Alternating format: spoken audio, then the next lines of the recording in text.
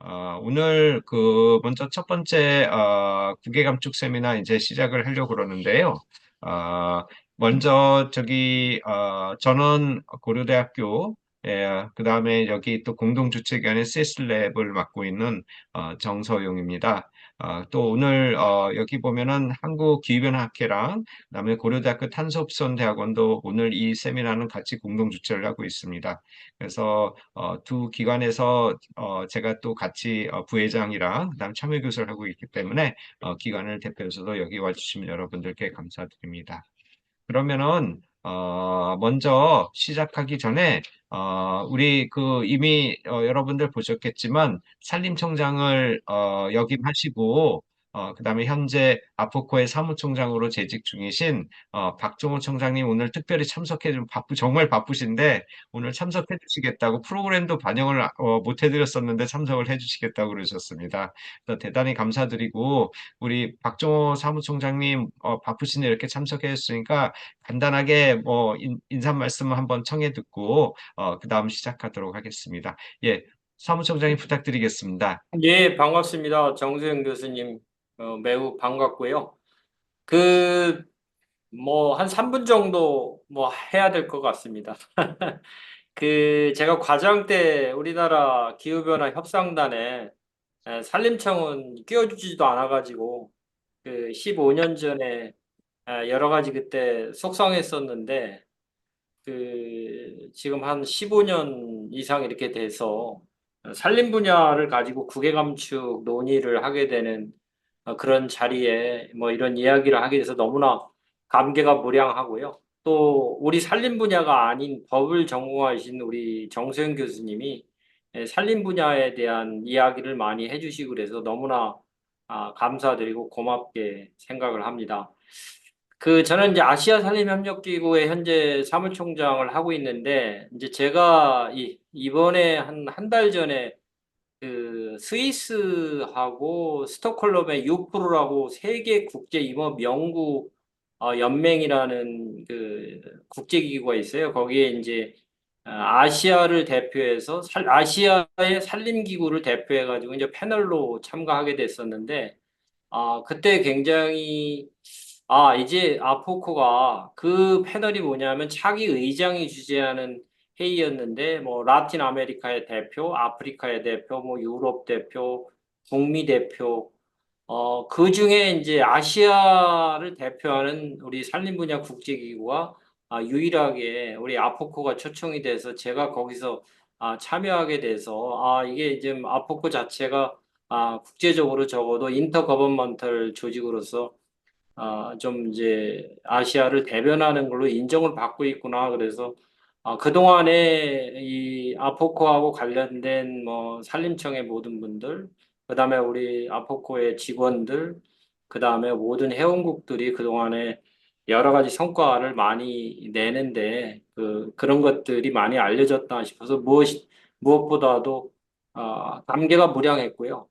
두 번째로는 스위스를 왜 방문했냐면은 이제 거기 패밀리 오피스들이 많아요. 이제 패밀리 오피스가 뭐냐면 국제적으로 이제 돈을 많이 버는 기업들이 이제 국제 이슈에 이렇게 나서는데 그들이 이제 국제 이슈에 나서기 위해서 패밀리 오피스를 스위스에 보통 이렇게 오픈을 해서 각 국제 이슈에 대해서 펀딩을 하는 거예요. 그래서 마스라고 세계적인 그 초콜릿 생산 기업에 이제 우리 아포코 소개하고 우리가 프라이빗 섹터에서 좀 펀딩을 받으려고 해서 좀 만났고 그다음에 아서 패밀리라고 거기도 좀 만나고 그다음에 골드 스탠다드라고 해서 이제 아, 탄소 쪽에 MRV의 세계적인 플랫폼인데 거기도 만나고 그러는데 일단은 이제 그런 쪽에 제가 만나자고 했었을 때그 만나주고 또 시간을 많이 할애해서 이렇게 토의를 하게 되고 이제 이런 부분이 상당히 이제 기쁘게 생각이 되고 이렇게까지 이제 산림 분야가 최근에 이제 각 국제 쪽에서도 주목을 받고 있구나. 산림 탄소뿐만이나 이런 쪽에서. 그래서 너무나 감사드리고, 그리고 특히 정소영 교수님이 UNFCCC 캅이 열릴 때마다 우리 산림 분야 얘기를 언급을 해 주셔가지고, 그 부분을 제가 굉장히 깊게 감사드립니다. 그리고 어쨌든 오늘 산림 분야 국외 감축 현황과 과제를 가지고 여기 임담비 우리 법제연구원님, 김래연 박사님, 장민영 우리 과장님, 김동환 박사님 모든 분들 이렇게 참여해 주시고 논의해 주셔서 감사드립니다. 고맙습니다. 네, 사무총장님 감사합니다. 그 저기 역대 산림청장님들께서 다 훌륭하신 분들이 너무 많으신데 특히 이 국제협력에 관해서는 우리 박종호 전 청장님께서 가장 리드를 많이 해주시는 것 같습니다. 그래서 또 이렇게 아포코의 사무총장으로서 오늘 정말 바쁘신데 이렇게 또 직접 몸소 참석해 주셔서 다시 한번 감사드립니다. 자, 그러면은 이제 본격적으로 저희 세미나를 시작해 보도록 하겠습니다. 여기 오늘 참석하시는 분은 제가 평소에 산림 분야에서 만나 뵙는 분들도 많이 와주신 것 같아서 감사드리고요. 그 산림 분야에 계신 분들은 항상 우리나라 산림 녹화부터 시작해서 굉장한 자부심을 가지고 계신데, 지금 박종호 사무총장님께서 말씀하셨지만은 이제 다른 분야에 견졌을 때 산림이 어느 정도 중요한지 사실은 산림 분야에 계신 분들은 그걸 잘 인지하지 못하실 수도 있어요. 왜냐하면 산림 분야 워낙 중요한 걸 알고 계시니까. 근데 자, 국외 감축 측면에서 보면은 보통 저희들이 보통 쉽게 얘기할 때 전 세계 기후변화 온실가스 감축을 하는 데 있어서 온실가스 배출에서 한 25% 정도가 산림 분야에서 나온다라는 게 있고 제가 또 주목하는 건 뭐냐면은 우리가 우리나라에서는 그런 것 같아요. 온실가스를 감축하는데 톤당 감축 비용, 한계 비용이 얼마인지 저희들이 잘 인식을 못하고 있어요. 보통 그런 얘기는 많이 안 하는 것 같은데, 그 톤당 온실가스 감축 비용을 보면, 저기 아까 박정원 사무총장이 얘기하셨지만은 골드 스탠다드 같은 경우에는 자기들 사업 기준이니까 뭐 그게 정말 모든 경우에 적용되는지 한번 봐야 되겠지만은 보통 태양광 같은 경우에는 한 1톤 줄이는데 50불 정도 든다고 써놨고요. 그다음에 산림 분야는 산림은 한 2불 내지 3불 든다고 써놨거든요. 그렇기 때문에 훨씬 코스트 이펙티브하죠. 그런 측면들을 저희들이 사실은 간과를 하고 있습니다. 우리가 국내에서 온실가스 감축할 때 산림 분야는 이거 몇 퍼센트 차지하지 않는데요라고 생각하시는 분들도 계시지만 국내에서는 저희들의 국토 면적이 좁기 때문에 그럴 수 있겠지만은 전 세계로 눈을 돌리고 전 세계에서 산림 분야에서 어떻게 우리들이 활동을 할 수 있고 또 거기에 우리가 국가 온실가스 감축 목표를 달성하는데 어떻게 활용을 할 수 있고 앞으로는 이제 기업 같은 경우에는 보통 저희 파리 협정 용어는 OIMP라고 Other International Mitigation Purpose라고 그러는데 다른 목적으로도 산림 분야에서 활용할 가치가 많이 있습니다. 물론 챌린지도 요즘에 좀 있는 것 같습니다. 여러분들 다 더워가지고 지금 고생들 하고 계시는데 덥다 보니까 산불이 점점 많이 나서 그래서 이 퍼머넌스 이슈도 좀 더 살펴야 되는 부분들도 있긴 한데 어쨌든 산림 분야는 그런 의미에서 굉장히 중요하고 우리가 국외 감축하면은 예전에는 국외 감축은 사실은 개도국뿐이 아니라 선진국도 같이 할 수 있는 대상국이거든요. 근데 이제 기존에 있었던 CDM의 영향 때문에 많은 분들이 개도국만 생각하시는데 어쨌든 개도국 생각하면은 여러분들 개도국 NDC 한번 보십시오.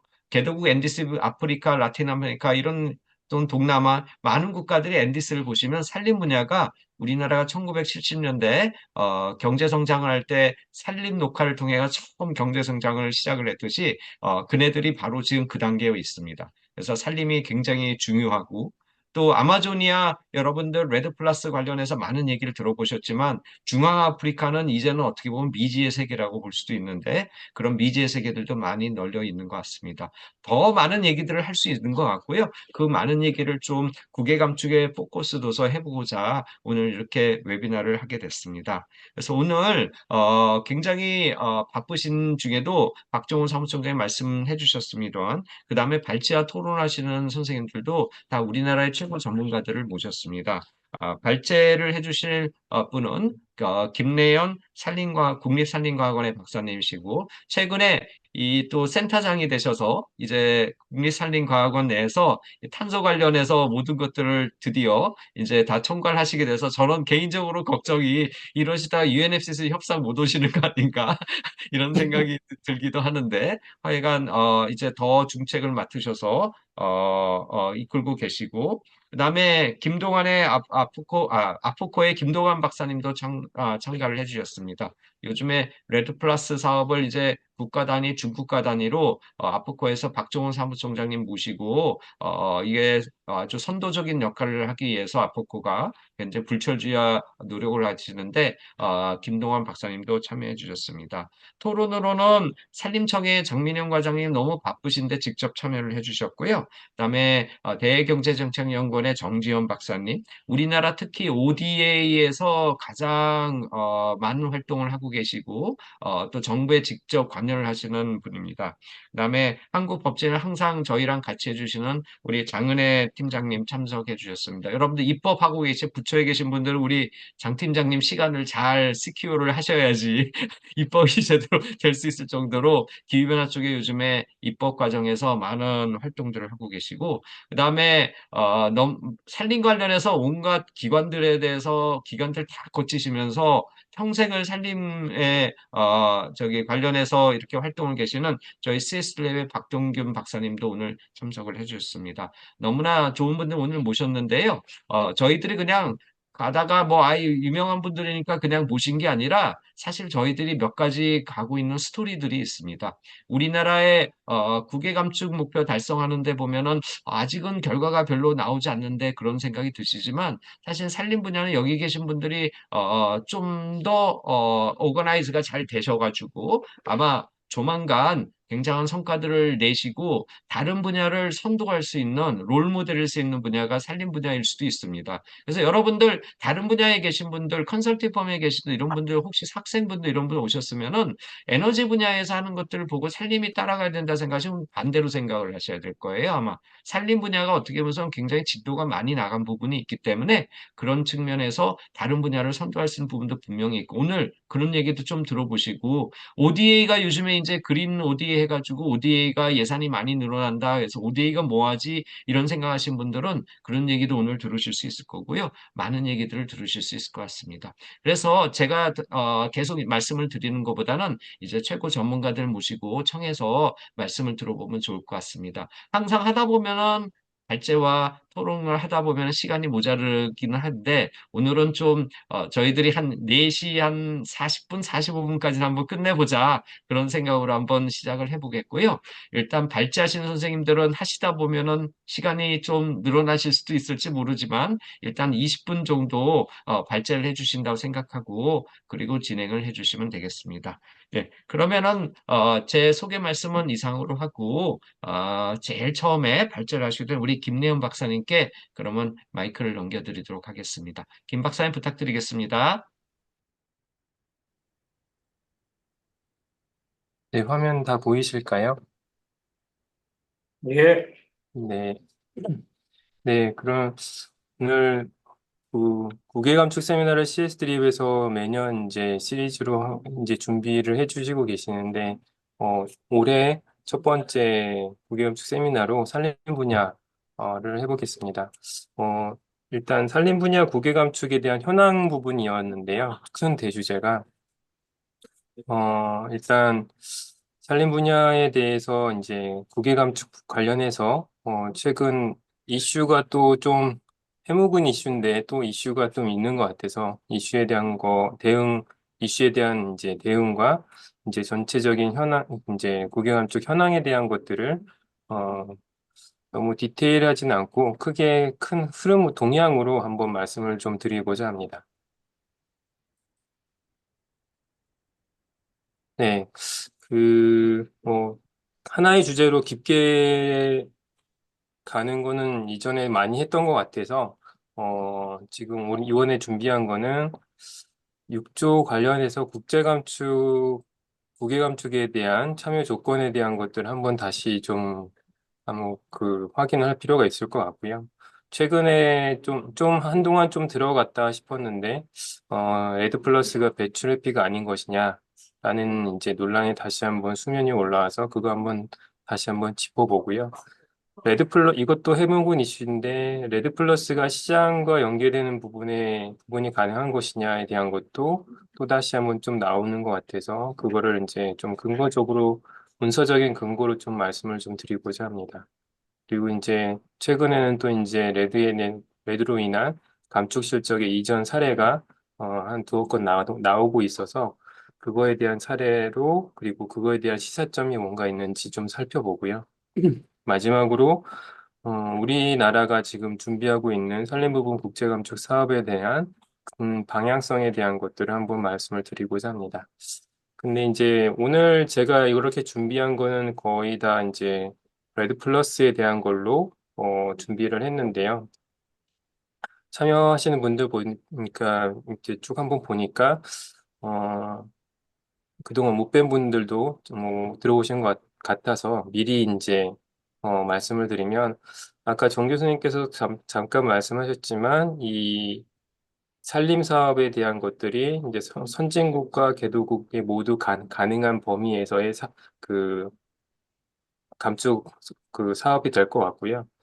또 이제 그 활동 면에서 보면 활동 측면에서는 이제 레드 플러스 말고 기존에 익히 잘 알고 계시는 이제 CDM에서의 신규 조림, 재조림 이 두 가지 활동에 대한 거는 6.4 메커니즘에서도 그대로 이제 사업 활동으로 인정이 이미 되어 있고요.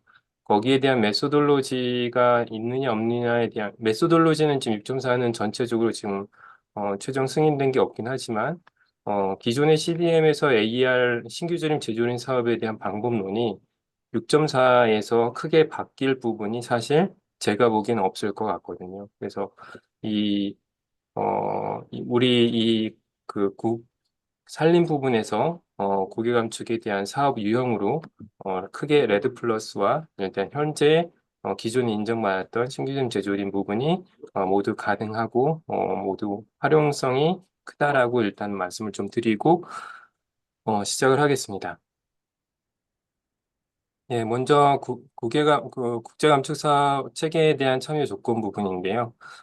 사실 이거를 제가 이때까지 다룬 적이 없는데 너무나 당연한 얘기여서 이러한 부분을 다루진 않았는데 어, 요거는 한번 다 같이 한번 봐야 될 부분이 있다고 생각을 합니다. 그래서 파리협정이 채택된 이후에 각 분야별로 세부 이행 지침에 대한 것들이 이제 만들어졌는데 6조 지침이 가장 마지막에 만들어졌지만 거기에 대한 부분에서 이제 참여 조건을 한번 살펴볼 수 있을 것 같습니다. 근데 이 참여 조건은 6.2조에 관한 결정문이 있고 6.4조에 관한 결정문이 미션 2, 3로 이제 있는데 두 개가 참여 조건은 사실 약간 기술적인 부분이 이제 다른 거지 내용적으로는 동일합니다. 그래서 6.2조의 참여 조건에 대한 걸 좀 가져와 보면 당사국은 다음의 사항을 6조에 참여하고자 하는 당사국은 다음을 보장해야 된다. 그래서 shall ensure를 일단 얘기를 하고 있습니다. 가장 좀 강력하게 shall인데도 또 ensure를 얘기를 하고 있고요. 그런데 너무나 당연하게도 당사국이어야 된다. 파리협정 당사국이어야 된다. 그리고 NDC를 제출해야 하고 근데 그것도 2035, 2040, 2045, 2050 계속 주기적으로 지출하는 것에 대해서 NDC를 유지해야 한다. 이제 거기에 또 진전의 원칙에 대한 것도 좀 내재가 되어 있다고 볼 수가 있겠죠. 그리고 6조를 활용하려면 이제 이트모 사용 승인을 위한 이제 당사국의 준비가 필요하다. 왜냐하면 6.6조는 참여하는 당사국에 의해서 이렇게 승인되는 권한이 있기 때문에 그 6조에 하고자 하는 국가는 이 사용 승인에 대한 준비가 갖추어져야 된다라는 거고 또 이트모에 대한 것을 이제 추적하기 위해서 CMA가 여러 가지 사항에 대해서 이제 결정사항을 가지고 있는데 그 결정사항을 일치하게 이행하는 조치에 대한 것들이 필요하다. 이제 거기에 이제 대표적인 것이 이니셜 리포트나 이제 애뉴얼 리포트나 이제 정기 보고에 대한 BTL 같은 정기 보고에 따라서 관련 내용을 제공하는 것이 필요하다라는 것도 있고요. 그리고 13조 투명성 지침에 따라서 최신 국가 온실가스 인벤토리 보고에 대한 것들을 이행해야 된다. 그리고 거기에 있는 내용이 이렇게 추적 가능한 내용으로 다 일치가 돼야 된다라는 것이고, 당연하겠지만 또 이 국제 감축 사업에서의 이러한 감축 실적들은 모두 NDC와 LEDS 이행에 기여하기 위한 것들이다. 기여해야 한다. 이런 것들을 지금 하고 있습니다. 그래서 이러한 내용들은 사실 어, 파리 협정의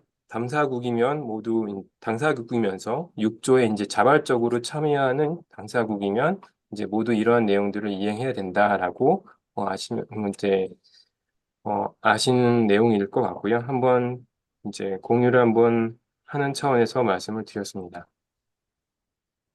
네, 그리고 두 번째 이슈입니다. 레드 플러스가 배출 회피인가? 제가 이거를 예전에 한 2, 3년 동안 말씀을 좀 여러 번 드렸는데 이걸 다시 가져온 이유가 뭐냐면 지난 서브스타 회의에서 다음과 같은 이제 결정문 초안이 나왔습니다. 그래서 배출 회피와 이제 보전 강화에 대한 것들은 서브스타 68에서 이제 논의를 이어간다라고 얘기를 했는데 이게 2028년이 되거든요. 2028년에 이제 어보이던스에 대한 것들은 얘기를 하게 된 겁니다. 근데 컨저베이션 인핸스먼트에 대한 것은 사실 이 보전 강화에 대한 것은 현재의 룰과 모델리티나 프로시저의 RMP로서도 이 컨저베이션 인핸스먼트에 대한 것들은 현재 이행이 가능하다, 준비가 가능하다라고 얘기가 되어 있습니다. 결국 이제 28년에 논의를 다시 계속한다는 거는 배출 회피에 대한 것이 되겠죠.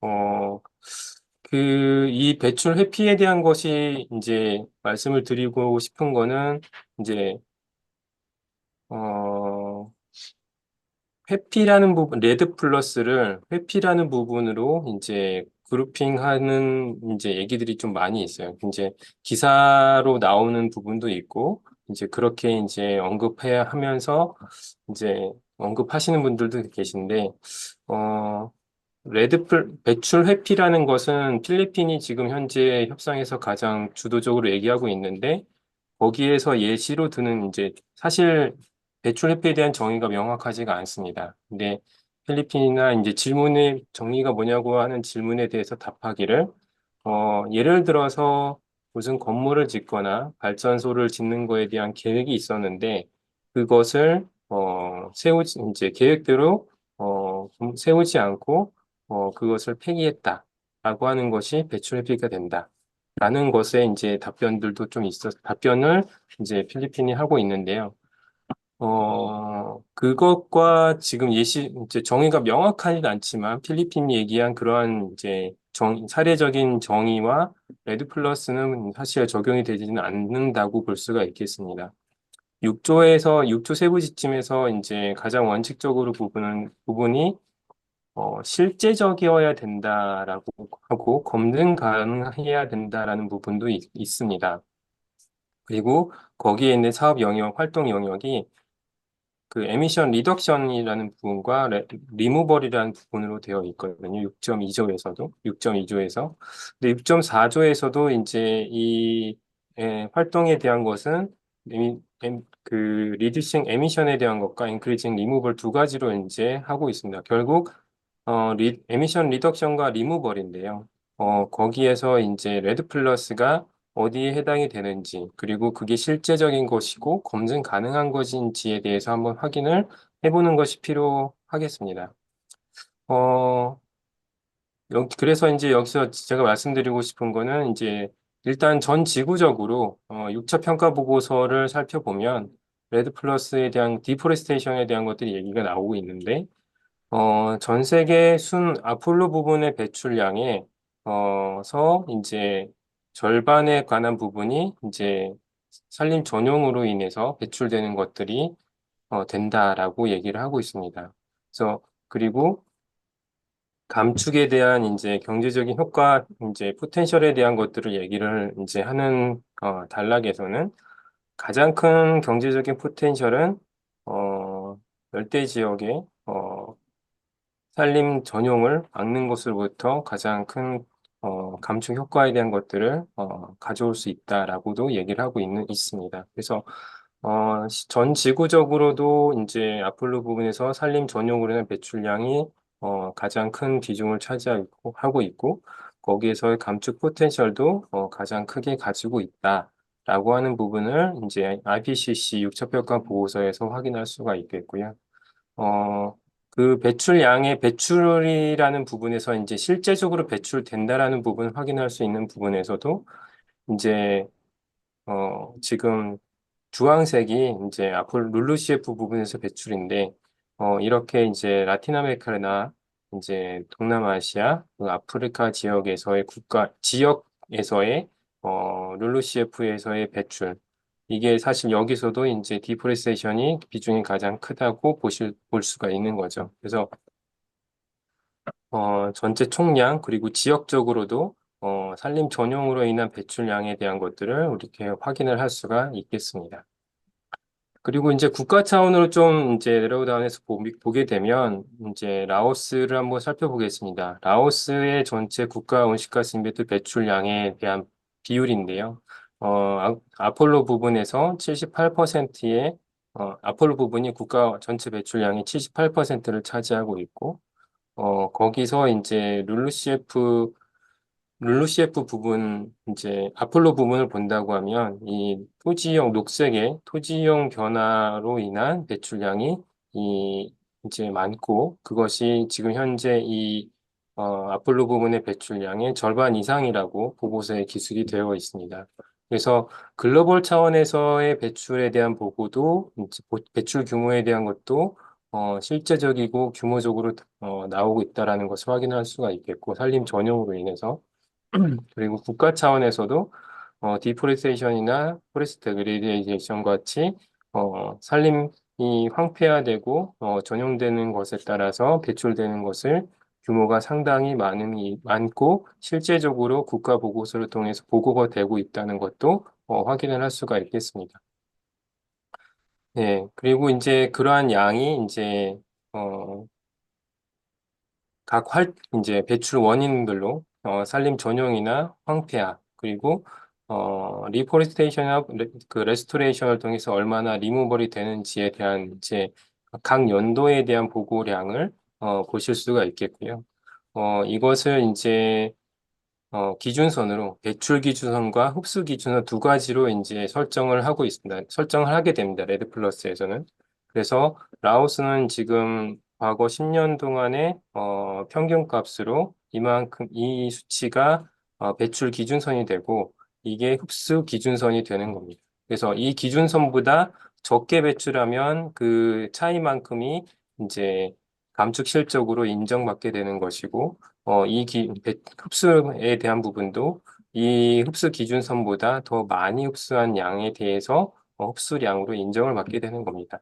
근데 아시겠지만 이 베이스라인, 레퍼런스 레벨이라는 것이 세팅이 되는 것은 지금 보시는 것처럼 이게 실제적으로 배출 그리고 흡수에 대한 데이터가 히스토리컬하게 구축이 되어 있을 때 그걸 가지고 이제 그 베이스라인을 이제 설정을 할 수가 있는 것이죠.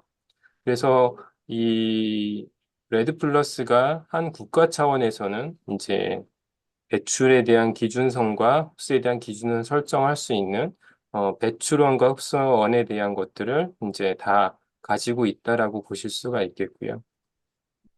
실제적인 이제 그 다음에 배출 기준선을 가지고 그러면은 감축량 그 배출 감축량과 흡수량에 대한 것들을 산정을 어떻게 하는 부분이냐 이제 이게 기준선에 대한 것들이고 실제 이제 15년부터 18년까지 배출량과 흡수량에 대한 것들을 이제 모니터링해서 평가를 하고 그 수치를 지금 이제 레퍼런스 배출 기준선에서 배출량만큼을 뺐을 때 잔여량 줄인 만큼이 이제 그 감축 실적 배출량을 줄인 실적으로 보고를 할 수가 있게 되고 흡수 기준선보다 더 많이 흡수했으니까 그만큼의 차이만큼을 지금 흡수량으로 리포팅을 하게 되는 형태로 레드 플러스는 체계를 가지고 있습니다. 그래서 이 아래 토탈에 대한 부분이 지금 라오스가 15년부터 18년까지의 배출 감축량과 그리고 흡수 증가량에 대한 것으로 이제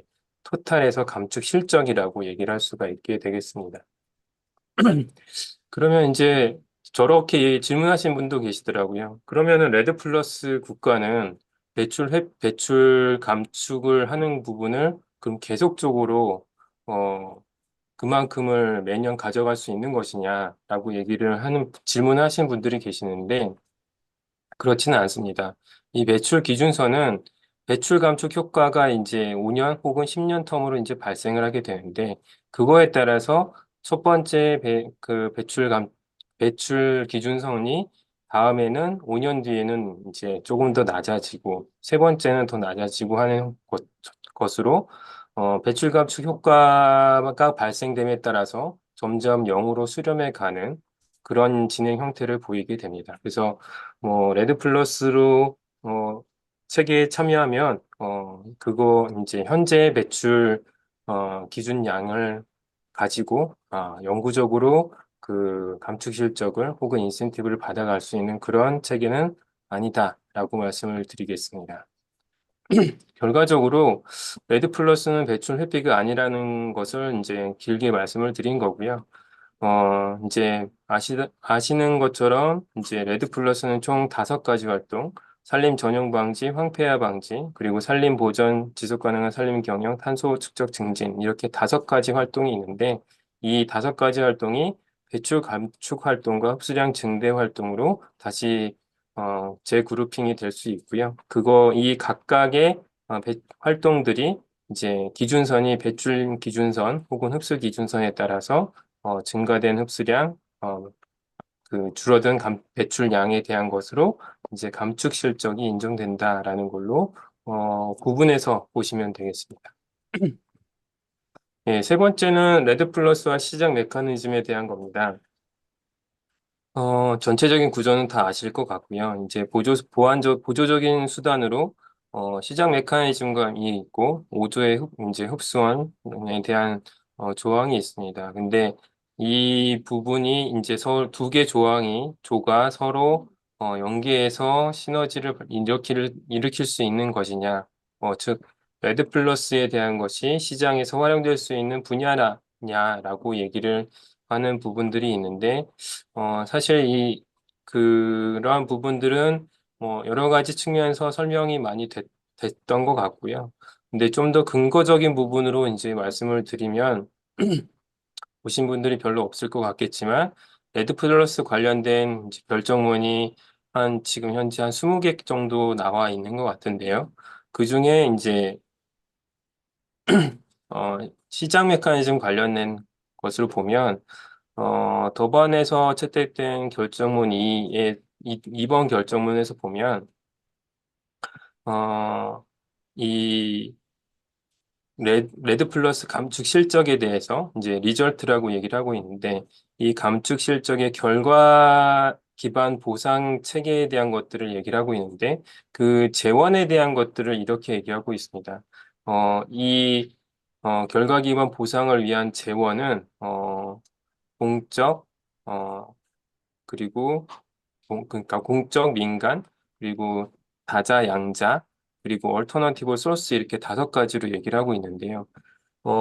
사실 이때 이제 이것만 보면 시장 메커니즘에 대한 것을 연결성을 읽기 어렵겠지만 실제 협상에서는 이 얼터너티브 소스가 사실 카본 마켓이었습니다.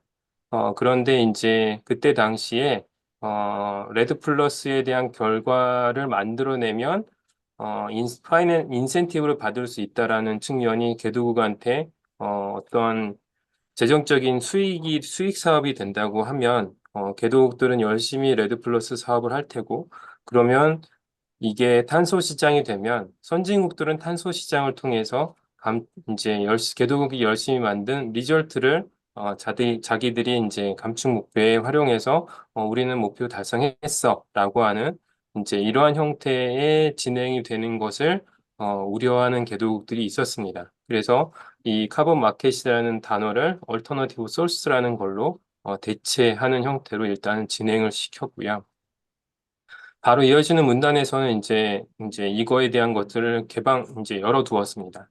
적절한 마켓 베이스 어프로치에 대한 것을 개발할 수 있다라고 이제 얘기를 한 거죠. 이 레드 플러스 관련돼서 적절한 마켓 베이스 어프로치로 이제 개발할 수 있다라고 해둔 상황이었습니다.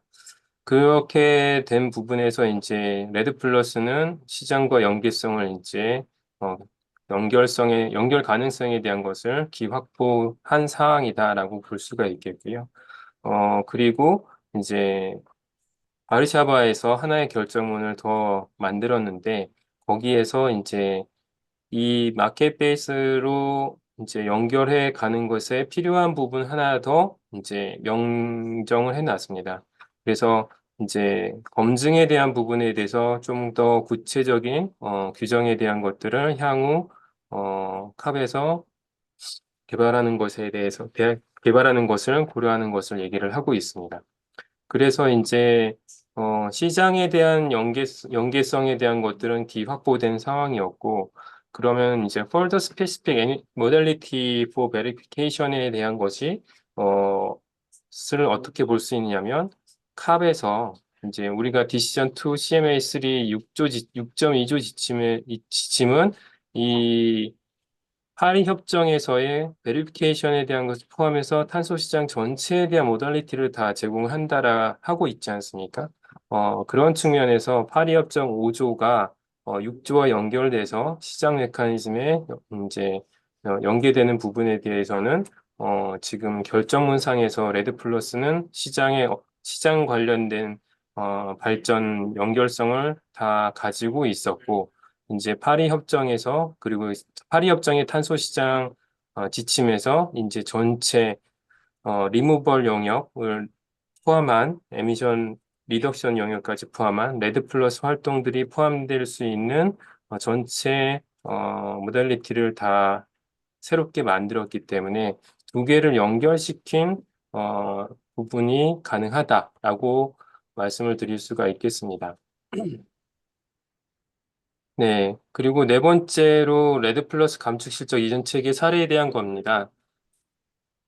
EDF 관련된 발표 자료에서 확인된 건데, 코르시아 쪽에 대한 것에 관련 내용을 한번 들여다보면, 가이아나가 이제 710만 톤의 2021년도에 생산된 710만 톤의 크레딧을 코르시아 페이스 1에 대한 페이스 1에 제공하는 것으로 지금 얘기를 하고 있습니다.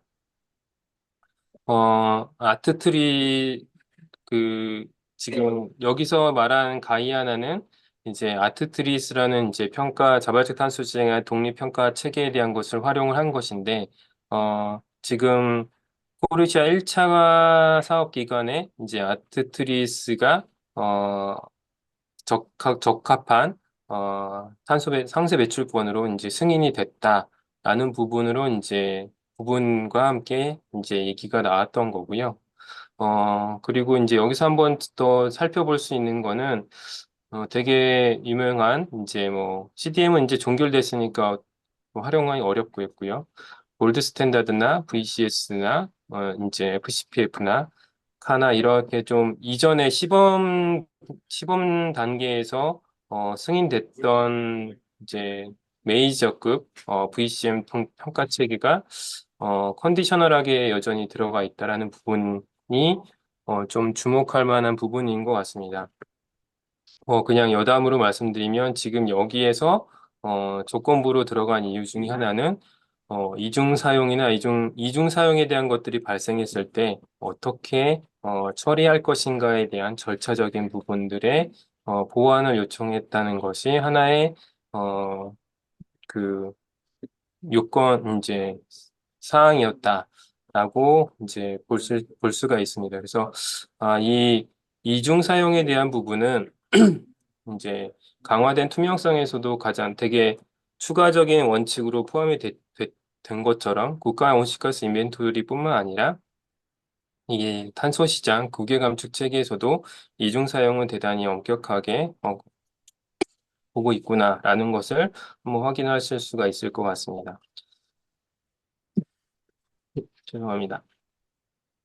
그래서 이 가이아나가 이제 앞에 710만 톤이라고 얘기를 했는데, 말씀드렸던 것처럼 아트트리스의 평가 체계에 대한 것을 이제 따라서, 평가된 양이고, 사실 이제 가이아나가, 국가적으로 바르샤바 레드 플러스 프레임워크에 따라서 이제 보고한 감축 실적은 그거의 한 10배 정도 규모가 된다, 라고 보실 수가 있겠습니다.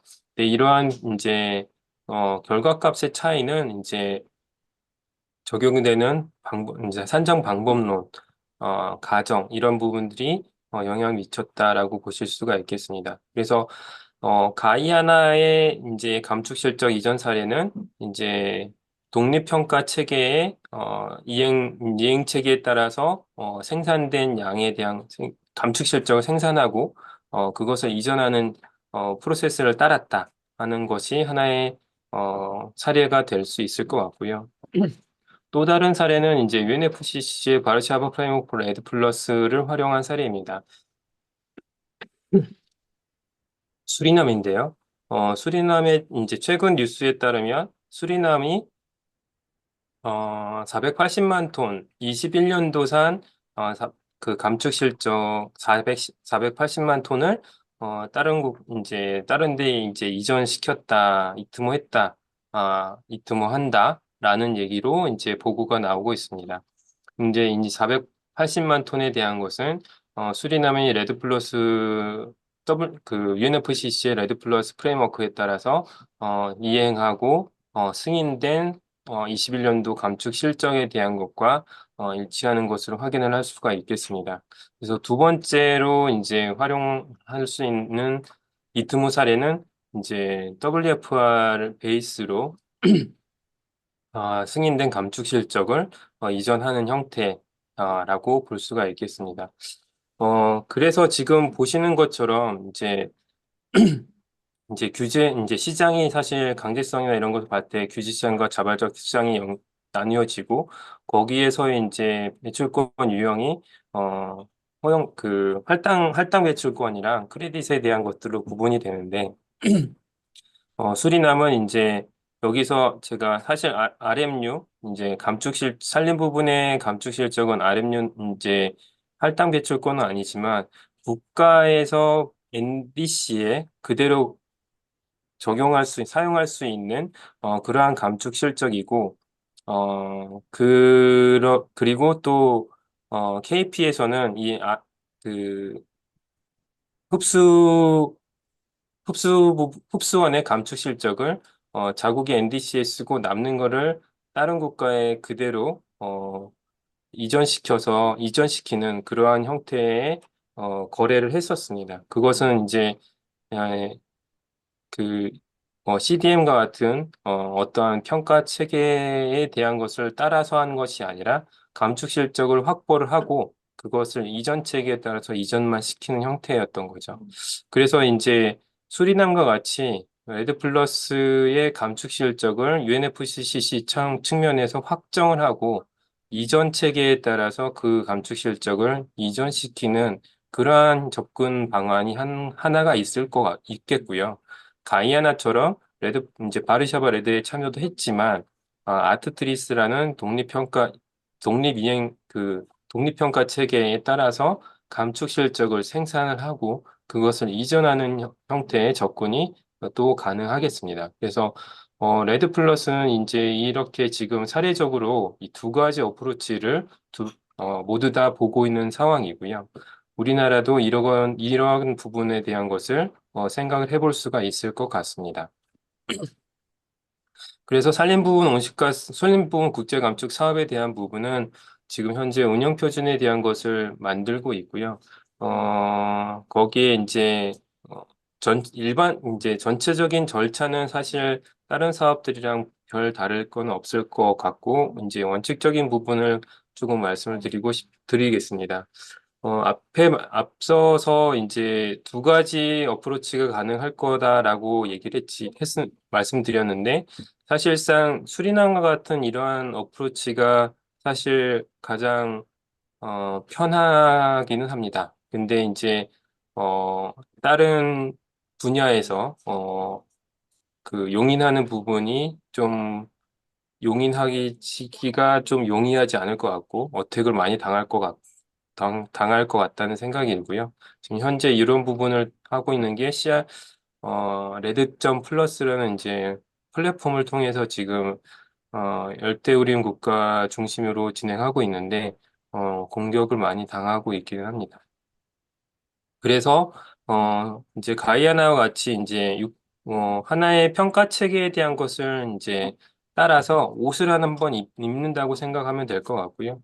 그것을 이제 6.2조의 옷을 레드 플러스를 활용하되 6.2조의 옷을 입는다라고 생각을 하면 될 것 같습니다. 그래서 이제 원칙적인 부분은 아까 맨 처음에 말씀드린 이제 당연한 내용들에 대한 것들을 한번 담아 보았고요. 두 번째로는 이제 바르샤바 레드 플러스 프레임워크의 방법과 절차 지침을 준수를 한다라고 말씀을 이제 그 산림 분야 레드 사업의 기반은 UNFCC의 바르샤바 레드 플러스 프레임워크다라는 것을 좀 활용하고자 합니다. 그렇게 봤을 때 우리의 이제 협력국은 레드 사업을 국가 단위로 추진을 해야 되고 다만 보고는 중국가 단위에 대한 걸로 중국가 단위까지 이제 보고가 가능해야 된다라는 걸로 좀 가져가고자 합니다. 이것은 왜냐하면 우리나라가 한 국가와 전체 전국 단위의 사업을 같이 하는 거는 사실상 어렵고 한두 개의 주에 대한 사업을 같이 할 거기 때문에 보고 단위는 중국가 단위로 구분되어야 우리나라와 사업한 행정구역의 감축 실적에 대한 것을 투명하게 확인할 수 있기 때문입니다. 이러한 내용들은 이제 경련 투명성 보고서나 어, 레드 등록부 이런 부분에 대한 내용과 일치하게 관리돼야 되는 것들이고요. 하나 좀 어, 저희가 이제 관철시키고 싶은 것은, 파리협정 6조의 이제 세부 이행 지침에 검토 원칙이 두 번 반복되는 부분이 있습니다. 이제 6조에서는 당사국과 UNFCCC 사무국의 부담을 최소화해야 한다라는 부분이 있는데요. 이 부분을 요구한 부분은 이제 레드 플러스의 관련 국가인데, 이제 레드 플러스는 이제 당사국이 NFC 사무국의 베이스라인에 대한 기술 평가 요청도 하고, 그걸 활용한 이제 경련 투명성 보고서, 경련 업데이트, 경련 갱신 보고서에 대한 것들을 리포트도 당사국이 사무국이 하고, 사무국이 그거에 대한 리뷰를 UNFCC 기술 전문가를 활용해서 검토하고 승인을 하고 있기 때문입니다. 그래서 부담 최소화하기 위해서는 기술 전문가의 검토 후에 승인된 사항에 대해서는 기술 평가 결과를 그대로 준용할 수 있다라는 것으로 연결해서 활용할 수가 있다고 저희가 준비를 하고 있습니다. 지금 이 국제감축 사업에 대한 부분은 운영 표준을 저희가 준비를 하고 있고요. 그거에 대한 거는 조만간 내부적인 논의 그리고 좀 관계자 회의를 통해서 진행할 논의를 하고 공표를 할 생각입니다. 그래서 이 다섯 가지 말씀을 드렸는데요. 일본에 관한 거는 너무나 당연한 것인데, 그것을 좀 더 활용하기 위해서는, 레드 대상국 선정 기준에 이들이 이전에 NC나 BUR 같은 것들이 의무적으로 보고해야 되는 사항들을 얼마나 잘 이행했는가를 바로미터로 해서 선정 기준을 활용할 수 있을 것 같고요. 레드 플러스는 배출 회피는 아니고 실제 배출원이고 WFR에 따라서 배출 기준선 설정과 그에 대한 배출량 감축 실적에 대한 평가 승인이 다 이루어지고 있다라고 말씀을 드릴 수가 있겠습니다. 시장 메커니즘 관련해서는 이미 메커니즘 연계에 대한 가능성은 기확보된 상황이고 결정문을 통해서 그리고 6조 지침에 따라서 전체 혹은 부분 적용에 따라서 감축 실적이 이전에 가능하다라고 말씀드릴 수가 있겠습니다. 그리고 감축 실적 이전 사례에 대한 것은 이제 당사국 승인 권한에 따라서 이렇게 전체에 따른 거나 부분 적용에 따라서 접근하는 것을 두 가지로 이제 이루어지고 있다라고 말씀을 드렸고요. 감축 사업에 대한 것은 지금 현재 6조 지침과 WFR 기반으로 레드 국제 감축 사업에 대한 운영 표준에 대한 것들을 준비를 하고 있고 하반기에 이러한 내용들을 좀 공표를 할 수 있도록 하겠습니다. 네, 감사합니다. 네, 감사합니다. 김 박사님 그러면 공유하면 내려주시고요. 시간이 좀 길었지만은 오늘 그 한번 여기 오신 분들 이런 테크니컬한 문안을 저는 종종 같이 보고 뭐 얘기도 하고 그럽니다만은 거의 아마 해보실 기회가 없으셨을 겁니다. 그래서 이런 내용들을 잘 보시고서 하시는 게 좋을 것 같고 제가 몇 가지만 여러분들 이해를 도와드리기 위해서 시간이 많이 갔지만 말씀드리고 그 다음 발제로 넘어가겠습니다. 김 박사님께서 지금 말씀하신 거는 파리 협정에서의 기본을 가지고 말씀을 하신 거고요. 파리 협정은 보셨지만은 주어가 파티스입니다. 당사국입니다. 그러니까 회원국이 아니면 파리 협정에 기본적으로 관여를 하는 당사자가 아닙니다. 그래서 자발적 시장에 굉장히 많이 관심을 가지고 계신 분들은 기본적으로 자발적에 가지고는 예를 들어서 뭐 인디비주얼이나 컴퍼니라고 그러면 주어가 다르지 않습니까? 그렇다면 파리 협정 이용하시려면 당사국을 통해서 가실 수밖에 없는 거죠. 그런 걸 개념적으로 꼭 한번 두시면 좋을 것 같고 두 번째는 이제 김 박사님께서 여러 테크니컬한 얘기를 많이 해주셨고 마지막에 수리남과 가이아나 얘기를 하시면서 수리남이 좋은 것 같은데 가이아나로 가야 되나 이런 지금 화두를 던지고 가셨는데 저는 그래도 여전히 수리남 거를 밀어야 된다. 뭐 저를 잘 아시는 분은 제가 그런 쪽으로 요즘에 해야 된다고 자꾸 얘기를 하고 있는 걸 아실 텐데요. 개념적으로 보면 저도 역시 파리 협정의 텍스트를 보게 되면 충분히 가능한 게 보입니다. 그래서 저희들이 그리고 김 박사님이 레드 플러스 하시면서 시장하고 연계를 많이 하셨는데 잘 보세요. 김 박사님도 생각해 보시면 레드 플러스 연계하는 단어가 마켓이 아니라 마켓 베이스드 어프로치입니다. 마켓 베이스드 어프로치랑 보통 저희들이 말하는 탄소 시장 그 자체는 관련성이 굉장히 크지만 그게 다가 아닐 수도 있습니다. 그래서 그런 것들도 저희들이 보면서 저희들이 좀 생각을 해볼 필요가 있을 것 같고요. 그다음에 아까 제가 처음에 아프리카, 동남아시아, 라틴 아메리카 중요합니다 했지만 딱 보여주셨잖아요. 그런 것들이 수치상으로 나와 있는 것들이 있으니까 한마디로 여기는 국제사회에서 이러한 사이언스 베이스된 또는 정책적으로도 논의된 것들이 있기 때문에 이 산림 관련해서는 굉장히 많이 논의가 되어 있고 운영 표준을 보여주신 거는 국제 감축 사업과 관련된 운영 표준을 보여주신 겁니다. 따라서 다시 한번 말씀드려 자발적 시장에 관심을 가지고 계시면 큰 그림을 그리셔야 돼요. 그래서 오늘 지금 저희들이 이렇게 중점을 둬서 해드리고 있는 건 NDC를 달성하기 위해서 파리 협정에 NDC를 달성하기 위해서 뭐 해야 되는가 그거에 대해서 김 박사님께서 말씀을 해주셨습니다. 이거 한번 다시 한번 보고 싶은데 그런 생각하시는 분들 계실 텐데요. 걱정하지 마시고 저희들이 오늘 녹화해가지고 저희 CS랩의 홈페이지에 가시면 CS랩 TV가 있는데 유튜브에 저희들이 다시 올려놓을 생각이니까요. 그래서 여러분들 후에 또 보실 수 있을 겁니다. 그러면 두 번째로는 우리 현장에서 뛰고 계시는 김동환 박사님께 마이크를 드리겠습니다. 시간이 좀 가긴 했는데 하여간 시간 감안하셔서 해주시면 되겠습니다.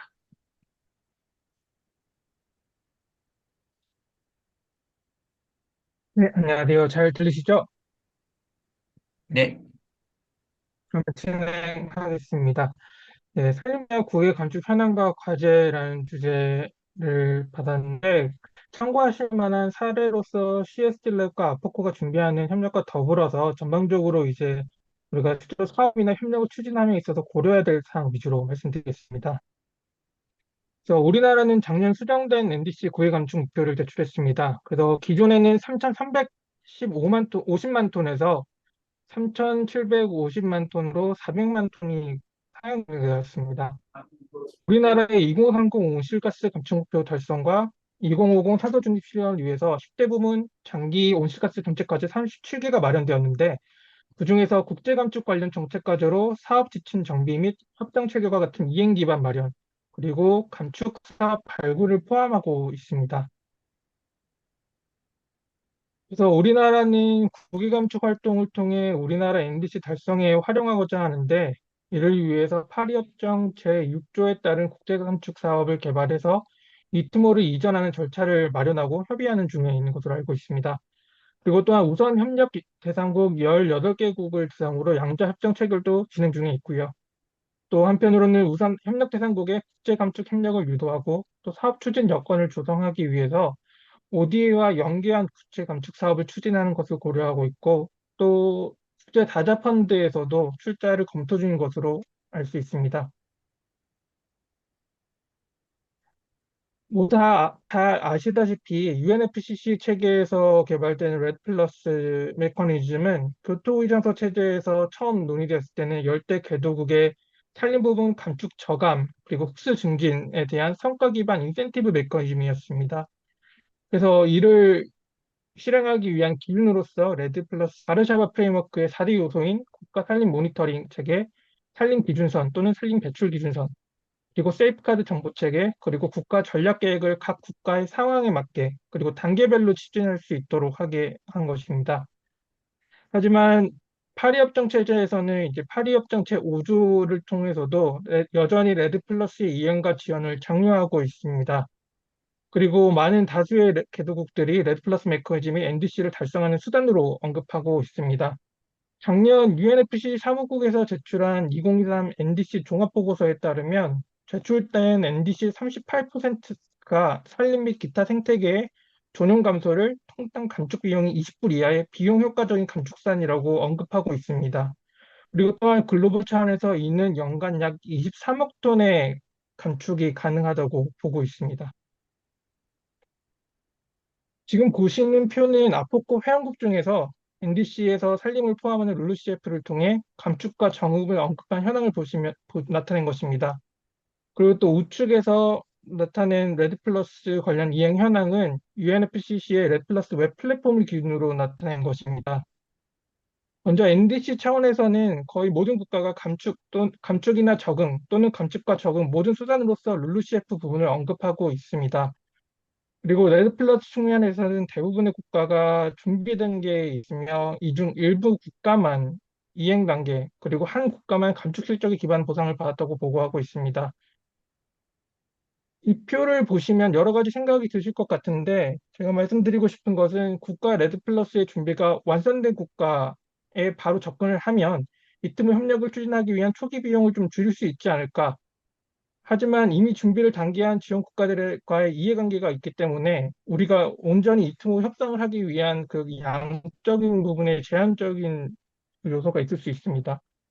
또 반대로 그렇다고 해서 너무 초기에 있는 국가와 협력할 경우에는 관계 설정이나 아니면 협상에 대해서는 우리가 우위를 가질 수 있겠지만 초기 비용이 과다하고 또 그 준비를 모두 갖추는데 시간이 오래 걸려서 어떠하면 시기적절한 감축 성과를 획득하지 못한다는 그런 부담이 가질 수도 있습니다.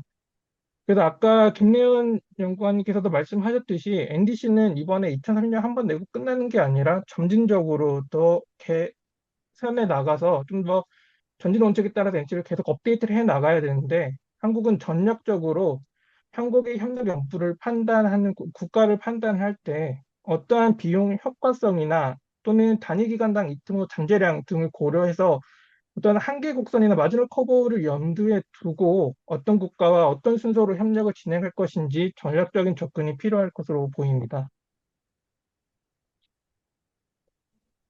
무게 감축으로서 레드 플러스를 지원한다 또는 협력한다고 했을 때 먼저 레드 플러스 국내적으로 지원해야 할 것의 핵심의 하나는 레드 플러스 국가의 인벤토리에 우리의 협력이 국가 온실가스 인벤토리에 제대로 그리고 일관되게 집계되는 것이 중요합니다. 그래서 보시는 우측 상자, 네모 상자가 한 국가의 전체 국토 면적이라고 하였을 때 녹색이 산림 면적 그리고 그렇게 아닌 게 다른 산림이 아닌 지역이라고 했을 때 또 각 검정 사각형이 하나의 행정 단위라고 했을 때 레드 플러스 협력을 통해 이트모를 온전히 주장하기 위해서는 각 셀이 녹색인 산림으로 집계될 수 있는 규모의 산림 보전 및 증진 활동이 이루어져야 하고 또 이것이 온전히 국가 통계 또는 국가 통계에 집계될 수 있는 중국가 또는 주정부 산림 통계에 방영될 수 있어야 합니다. 그래서 이러한 보고될 수 있는 규모의 활동, 그리고 이거가 UNFCC의 관련 절차와 기준에 맞춰서 MRV를 거쳐서 중앙 정부의 인벤토리에 집계되는 것까지도 연결을 해야 될 것으로 판단하고 있습니다. 그리고 그러고 나서야 이제 우리가 오늘 주제인 국외 감축으로서 이트모 협력을 하기 위한 파리협정 6조 기반 이트모 협력 추진 인프라를 갖추기 위한 양 국가의 국내적 그리고 또 양 국가의 국가 간의 준비가 이루어져야 할 것으로 판단되고 있습니다. 앞서 말씀드린 사항을 레드 플러스 국가와 한국의 관점에서 다시 요약하자면, 레드 플러스 국가는 통상적으로 생각하는 종용 방지 활동뿐만 아니라 조림, 재조림 활동, 흡수원 증진 활동을 포함해서 관련된 전체적인 정책적 접근이 필요하고, 또 바르샤바 프레임워크를 구축하고 또 진전시키기 위한 협력이 필요합니다. 그리고 이는 단순히 중앙정부에서 다 갖췄다라고 하는데 제출하는 수준이 아니라 실제로 이를 지방정부에서 이행하기 위한 서로 연계된 MRB 체계를 구축하는 게 필요합니다. 그래서 이를 위한 전반적인 재원과 레드 플러스 그리고 거버넌스 그리고 법제 정비가 필요합니다. 그리고 한국의 입장에서는 이 틈으로써 인정받을 수 있는 사업을 발굴, 이행, 모니터링하기 위한 노력을 진행 중인데, 레드플러스 국가와 협력하여 관련 정보와 통계 구축, 전부 인력을 파견하는 등 협력을 진행해서 공공 그리고 민간 부분을 모두 활용한 산림부부 이쪽 협력을 지원해야 할 것으로 보입니다.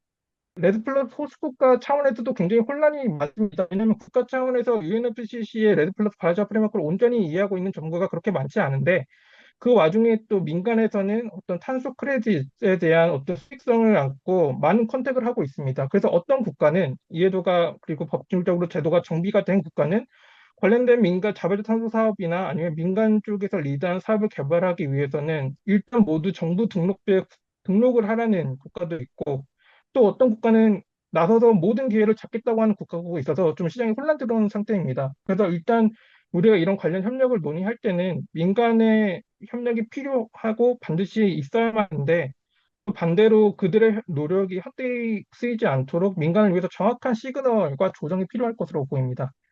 네, 이상입니다. 감사합니다. 네, 김동환 박사님 감사합니다. 여러분들 처음에 김래현 박사님께서 말씀을 해주신 건요. 이제 NDC를 달성하기 위해서 우리나라 법상 국제 감축 사업이라는 거를 추진하기 위해서 국제사회의 룰이 어떻게 돼 있는가? 한마디로 말하면 계획을 어떻게 잡으실 수 있는 것인가? 맨 마지막에 보여주신 건 그게 우리나라의 국제사회 룰이 국내 제도화에 어떻게 운영 표준 활동에서 반영될 수 있을 것인가? 이런 거를 말씀해 주셨습니다. 그리고 나서 막상 여기 이제 사업을 하시는 분들도 막상 개도 가시면 준비가 너무 안 돼 있잖아요. 그래서 이 준비가 굉장히 안 돼 있네. 그리고 자기들도 모르니까 혼란스러워하고, 두 번째는 ODA를 우리나라 느린다고 그러는데 이 틈을 옮기는데 ODA가 아니잖아. 이렇게 말씀하시는 분들도 많거든요. 사실 ODA 기관도 그렇게 얘기하면 아닙니다. 근데 김동완 박사님께서 말씀하신 거 보면 아까 그 이제 그 표를 이렇게 보신 분들은 거기는 100% ODA가 가능. 100% 우대에 가능한 거 아주 짧게 말씀드리면 가보면 얘네들은 CDM 때도 개도국들은 어떤 보고를 한 적도 없고 스스로가 MRB를 잘 안 했잖아요. 그냥 도장 찍어주고 말하지 않습니까? 그러니까 사실은 제도적 역량이 굉장히 부족하고 지금의 6조를 활용하는 건 CDM이 아니거든요. 특히 산림 분야랑 엮어서 하려면은 가서 보면 담당자들이 너무 다릅니다. 그래서 그 어떨 때는 그런 정부의 조직을 바꿔줘야 될지도 모르고 실제 레드 플러스 사업을 해본 경우도 많지 않아요. 더더군다나 지금 이거는 프로젝트 단위로 조그맣게 하는 게 아니라 아까 김래현 박사님도 말씀하시고 김동환 박사님도 강조하시지만 준국가 단위 이상, 준국가 단위 이상이라면 우리나라 치면 도 단위 이상, 국가 내지 도 단위 이상 해야 되는데 이런 경우에 중앙정부와 지방정부의 MRB 체계를 어떻게 유지를 할 것이며 국가 인벤토리 어떻게 반영하고 이런 모든 것들을 할 수 있는 역량을 키워주는 건 100% ODA가 가능합니다. 이런 것들은 다른 선진국들은 잘해놨을까? 아니요. 저희들이 파악할 땐 우리가 거의 처음이 될 수가 있습니다. 그래서 그런 측면에서 아포코는 특히 동남아시아 국가들을 타겟하기 때문에 아까 지역으로 보면 굉장히 중요한 동남아시아 국가에서 아포코가 하나의 선례를 만들고 나면 그 다음에 다른 국가들도 조종을 하면서 템플릿을 만들어 놓으면 충분히 ODA도 가능하고 ODA가 잘 되고 나면 그러면은 우리나라 정부가 필요하면 이 트모를 우리나라로 저는 구매한다는 표현도 잘 안 쓰는데요. UNFCCC 협상용어로는 6조라는 트랜스퍼한다고 이전을 하게 돼 있습니다. 우리나라는 구매국이 아니라 어콰이어링 국가입니다. 획득 국가입니다. 그렇게 해서 활용할 수 있는 게 매칭이 가능할 수도 있을 거라고 생각을 합니다.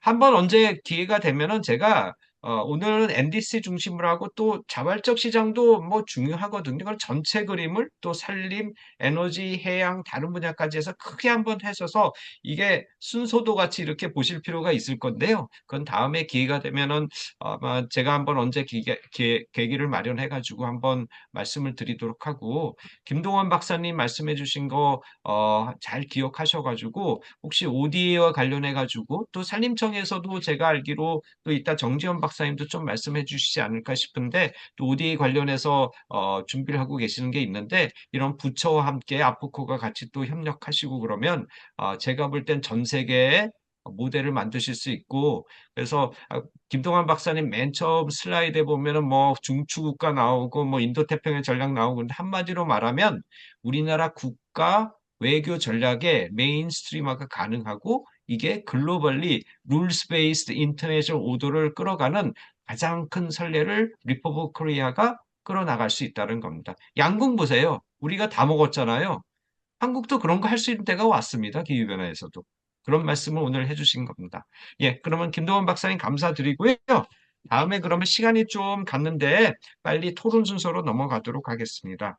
토론 아까 제가 소개해드린 대로 오늘 네 분을 모셨고요. 다들 엄청 바쁘신데 이렇게 참석해 주셔서 감사드리고요. 먼저 맨 처음으로 그래도 담당 부처에서 저기 과장님 바쁘신데 특별하게 오늘 이렇게 모셨는데 장민영 과장님께 먼저 마이크를 드리도록 하겠습니다. 네, 소개해 주셔서 감사합니다. 목소리 잘 들리시나요? 네네. 어쨌든 그 어려운 주제를 우리 그 과학원의 그 김예연 센터장님하고 아포코의 김동환 박사님이 잘 설명해 잘 들었습니다. 사실 레드가 이제 산림청에서 산림청 국제 쪽에서도 그 뭐 떠오르는 별 내지는 아무튼 굉장히 신경 써서 해야 될 업무 중에 하나인 것은 맞고요. 저희도 이제 그 500만 톤 이상을 2030년까지 확보하기 위한 노력을 계속 기울이고 있습니다. 그래서 이제 그 제일 관건이 사실은 어떤 국가에서 우리가 어떻게 이러한 협력 준국가 단위 그러니까 국가 수준 내지는 또 중국가 수준으로 대상지를 확보할 것이냐 이것이 제일 사실은 어려운 측면이거든요. 왜냐하면 국가별로 다 이제 갖추고 있는 기반도 틀리고 그 산림이라든지 여기에 대해서 이해관계자도 많고 또 그 국가가 얼마나 적극적으로 협력하느냐에 대한 그 차이가 크기 때문에 굉장히 어려움이 있는 거는 사실이고요. 그래서 저희가 이제 여기 외교부에서도 아까 보니까 참여하신 분도 있긴 하던데 저희가 이제 재외 공간이라든지 또 국제기구라든지 이런 과 같이 협업을 해서 예, 중국가 수준으로 할 수 있는 그 유력한 국가 리스트를 같이 공유하면서 계속적으로 찾아보려고 노력을 할 계획입니다.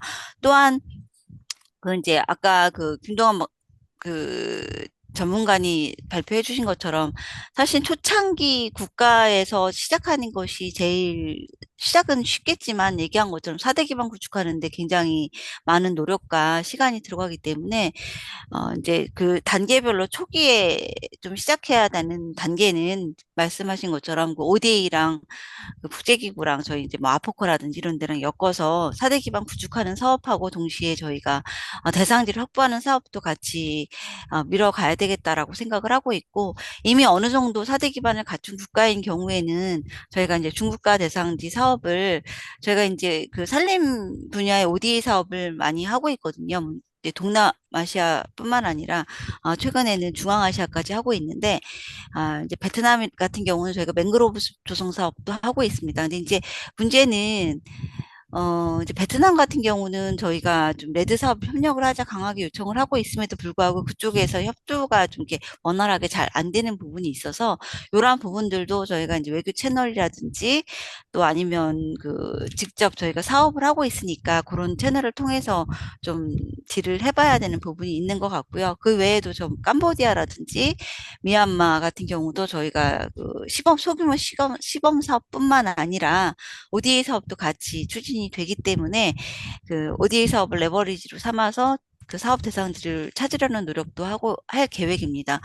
또 이제 말씀하신 것처럼 수리남 같은 경우에 저희가 예비 타당성 조사를 지금 현재 진행을 하고 있고요. 다만 수리남 같은 경우에 저희가 이제 사업을 시작하려고 했을 때 직접 사업으로 아무래도 하다 보니까 이게 이제 치안이라든지 안전도 측면에서 이게 과연 가능할 것이냐 이런 부분도 저희가 동시에 좀 고민을 해야 되는 부분이 좀 있습니다. 그래서 여러 가지 측면에서 저희가 고민을 하고 있다는 것을 먼저 말씀을 드리고요.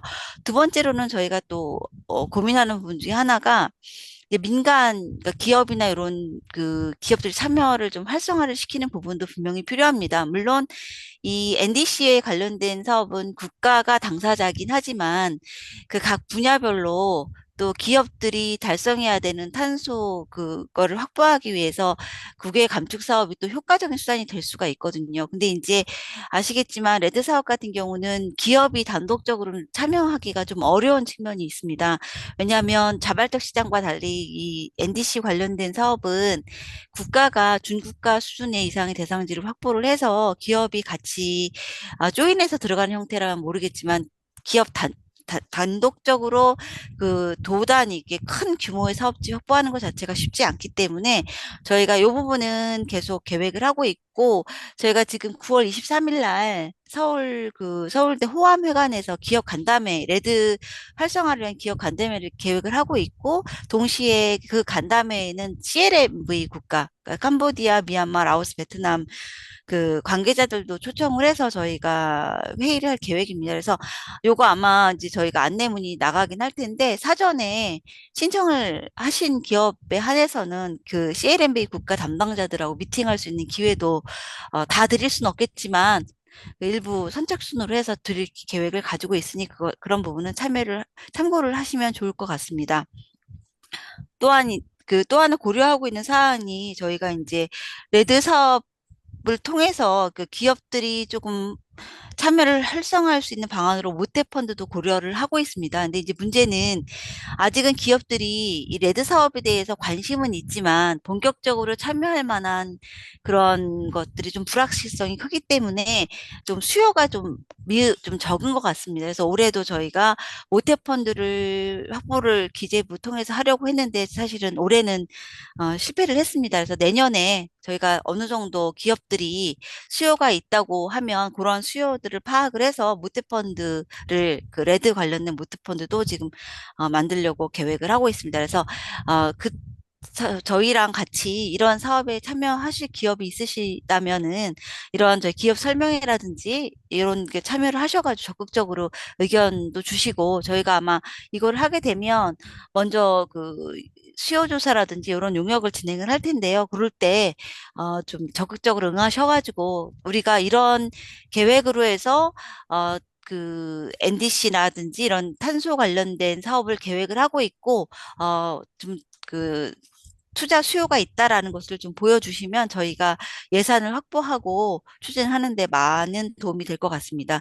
또한 또 어려움 중에 하나가 또 이제 사실은 레드 쪽뿐만 아니라 산림 분야 전체적으로 그 국제협력 사업의 문제이긴 한데요. 이 전문가 풀이 사실은 굉장히 많이 부족한 부분이 있습니다. 그래서 저희가 해외 사업을 할 때 어느 정도 영어라든지 현지어가 되면서 사업 관리를 할 수 있는 그런 역량 있는 인재들이 좀 많이 부족한 것은 사실입니다. 그래서 저희가 이제 여러 가지 프로그램을 통해서 이러한 부분을 양성하려고 노력은 하고 있는데 예를 들면 레드 같은 경우도 레드 역량 교육을 해서 일반 과정과 심화 과정 교육도 실시를 하고 있고 또 장기적으로는 그 산림 분야의 퇴직자라든지 그 재직하신 분들이 좀 프로젝트 매니저로 나갈 수 있도록 그 연계하는 방안 이런 부분도 고민을 하고 있습니다. 그래서 여러분들이 사실은 이 국제 협력 사업에 많은 관심을 가지시고 많이 공부를 하신다고 한다면 그 취업 기회라든지 아니면 투자 기회가 분명히 있으니까 이러한 부분들은 좀 참고를 하시면 좋겠습니다. 이상으로 간단하게 말씀을 드렸습니다. 감사합니다. 네, 과장님 감사합니다. 지금 산림청에서 특히 말하자면은 요거를 완성 그림을 그리기 위한 지금 중점적으로 추진하는 게 뭔가 이런 것들을 좀 설명을 해주셨습니다. 그 중에서 아까 오늘 김래연 박사님하고 김동환 박사님이 발제를 해주셨는데 이제 여기서 예를 들어서 사업자 측면에서 참여를 하고 민간 차원에서 참여를 하고 싶으시다. 민간도 여러 종류의 형태로 참여를 하시려고 하겠지만요. 하나 우리나라 정부에서 정책의 또 미싱 포인트도 있습니다. 그거는 다른 나라도 마찬가지인데요. 그거는 민간과 그러면 정부가 참여를 할 때 정부 예산을 100% 쓰는 경우도 있을 거고 민간 예산을 100% 쓰는 경우도 있을 거고, 아마 제일 많은 경우는 민간과 정부가 섞여 있는 경우겠죠. 거기서는 여러분들 사업하시면 아시겠지만 캐시도 있겠지만 인카인드 컨트리뷰션도 있습니다. 이런 것들을 다 계산을 해가지고 과연 그러면은 정부와 민간이 투자 비율이 어떻게 되는가 쉽게 말씀드리면 그런 것들이 정해져야 돼요. 왜 그런지 아세요? 제가 오늘 정보를 하나 아시는 분들은 이제는 어느 정도 아실 겁니다. 제가 예전에 몇 년 전부터 말씀드렸는데 아프리카나 아니면 중요한 개도 돈을 말씀 나눈 국가들 상당 부분 가보면요. 크레딧 사업을 하면은 정부가 대개 30에서 40% 가져갑니다. 뭐 조세 내지 준조세인 거죠. 그 아마 사업을 직접 하신 분들 중에는 아시는 분들이 많지는 않을 건데 지금 그런 게 점점 퍼져나가고 있습니다. 그렇다면은 거기는 호스트 국가에서 그렇다는 얘기거든요. 근데 우리나라는 이제 크레딧이라는 얘기를 쓰고 또 이트머를 쓰면 이트머를 가지고 우리나라 들어오시잖아요. 우리나라는 어떻게 될까? 그래서 그런 것들을 지금 정부에서 생각을 산림청에서 잘 지금 대응을 하시려고 지금 하시고 있고 이게 굉장히 중요하고 그게 아마도 궁극적으로 민간에서 투명하게 내가 이런 종류의 사업을 하려고 그러면은 되게 어떠어떠한 이슈들이 있구나라는 것들을 전체 그림을 그리시는데 마지막 하나의 조그만 포인트가 거기 있다고 저는 그렇게 생각을 합니다. 그래서 산림청이 제가 볼 때는 이런 우리나라 국가 입장에서 보면 대규모로 이트모를 확보를 해야 되는데 산림은 이미 그런 메커니즘도 있고요. 그렇게 하려는 노력들이 많이 있거든요. 그런 측면에서는 굉장히 선도적인 역할을 하고 여기에 저기 박정호 전 청장님도 와 계시지만 저기 기재부 장관님께서도 이런 산림 분야의 포텐셜을 잘 아시고 하셔서 더 많은 예산이나 제도적인 전폭적인 지원을 좀 할 수 있도록 대통령께서도 관심을 좀 더 가지시면 좋겠고요. 오늘 계기로 해서 저희들이 그런 것들도 생각을 하는 그런 계기가 됐으면 좋겠습니다. 예, 다음으로 제가 아까 소개해드렸지만은 우리나라에서 ODA 정책 관련해서 특히 이쪽 분야에 대해서 굉장히 주도적인 연구 활동을 하고 실제 정부를 많이 도와주고 계시는 우리 정지현 박사님을 모셨습니다. 그럼 정 박사님께 마이크 드리겠습니다. 네, 교수님 감사합니다. 네, 키앱 정지원입니다. 저는 국제개발연구센터에서 근무를 하고 있습니다. 지금 정 교수님 말씀하신 대로 제가 ODA 정책연구를 하고 있습니다. 국내 연구기관 중에서 이렇게 ODA 정책연구 전담 기관은 저희뿐인데요. 네, 그동안 많은 것을 하고 있었고, 그다음에 이제 제가 기후협상도 참여를 특히 그 클라이밋 파이낸스 쪽으로 하다가 최근에 이 아티클 6 관련해서 정서영 교수님과 2022년에 연구를 같이 교수님을 모시고 한 계기를 이후로 제가 계속 팔로우업을 하고 있고, 이제 ODA 정책 연구 하다 보니까 이 ODA의 역할이 있을 것이다라는 생각에 계속 관심을 가지고 이 분야를 보고 있습니다. 제가 그냥 말로 하기가 좀 그래서, 다른 자리에서 제가 발표하면서 썼던 슬라이드 몇 개를 좀 공유를 하고자 합니다. 예, 지금, 네, 이게 뭐냐면, 제가 이 연구를, 말씀드린 대로 2022년에 정선 교수님을 하면서 이제 계속, ODA가 국제 감축 사업과 연계를 할 수 있을 것 같은데, 그러면 ODA가 어떤 부분을 역할을 할 수 있을 것인가, 그것에 대한 고민 때문에, 무엇이 그럼 아티클 6를 활성화하기 위해서 필요할 것인가에 대한 좀 자료들을 찾아본 적이 있었습니다. 그래서 앞에서 지금 김래연 박사님과 김동완 박사님이 다 언급을 하셨습니다. 그 레드 플러스 맥락에서 언급을 하셨고, 제가 오늘 지금 잠깐 보여드린 이 내용들은 사실 큰 얘기라고 할 수 있고, 그것의 어떤 좀 더 구체화된 버전을 구체화된 내용을 김래연 박사님과 김동완 박사님이 해주신 것으로 생각이 됩니다.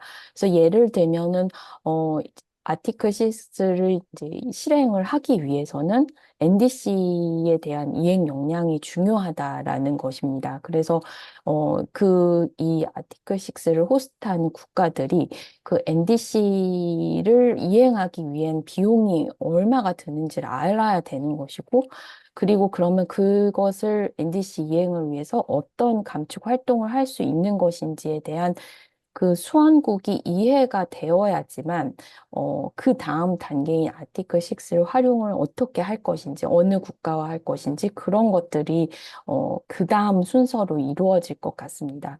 그래서 이를테면 이제 ODA가 들어갈 수 있는 부분이 만약에 아까 국가 지금 우선 협력 대상국도 보여주시고 레드 플러스 이행 관련한 준비 단계 국가가 있고 이제 이행 단계에 있는 국가들을 보여주시기도 했는데 이 NDC NDC가 이게 산림 관련 협력이 있음에도 불구하고 이런 NDC가 이행 역량이 갖춰지지 않았다면 그 부분을 ODA로 할 수 있겠다라는 내용입니다.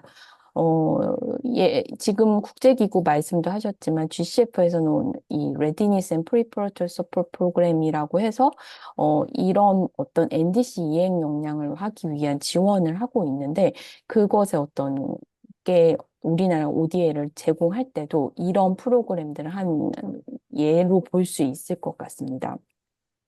그럼 구체적으로 이행 역량이 무엇이 필요한가에 대해서는 지금 UNFCCC 아래서 Paris Committee on Capacity Building이라는 그런 위원회가 운영되는 것으로 알고 있는데요. 2019년에 특히나 NDC 관련해서 지금 당사국들, 그 설베이한 당사국들의 캐퍼시티 니즈, 갭이 무엇이고 니즈가 무엇인지에 대한 조사를 한 적이 있습니다.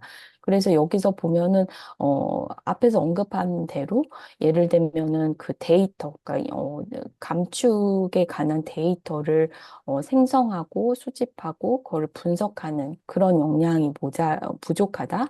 그 다음에 이 감축 관련한 부처 간 어떤 코오디네이션뿐만 아니라 앞에서 말씀하신 대로 중앙 정부와 주정부 간의 어떤 코오디네이션이 갖춰지지 않은 그런 측면도 있는 것이고, 그 다음에 컨디셔널한 미티게이션을 하겠다고 하는데, 그러면 어떤 재원을 클라이밋 파이낸스에 액세스해서 이것들을 할 수 있는 것인가에 대한 그것을 파인드 아웃 하는 역량이 부족하니 이런 것들을 이제 국제기구든 그다음에 어떤 이 국가들의 어떤 NDC 이행을 지원을 하기 위해서는 이런 포인트로 지원을 할 수 있겠다라는 것을 정리한 것이었고요.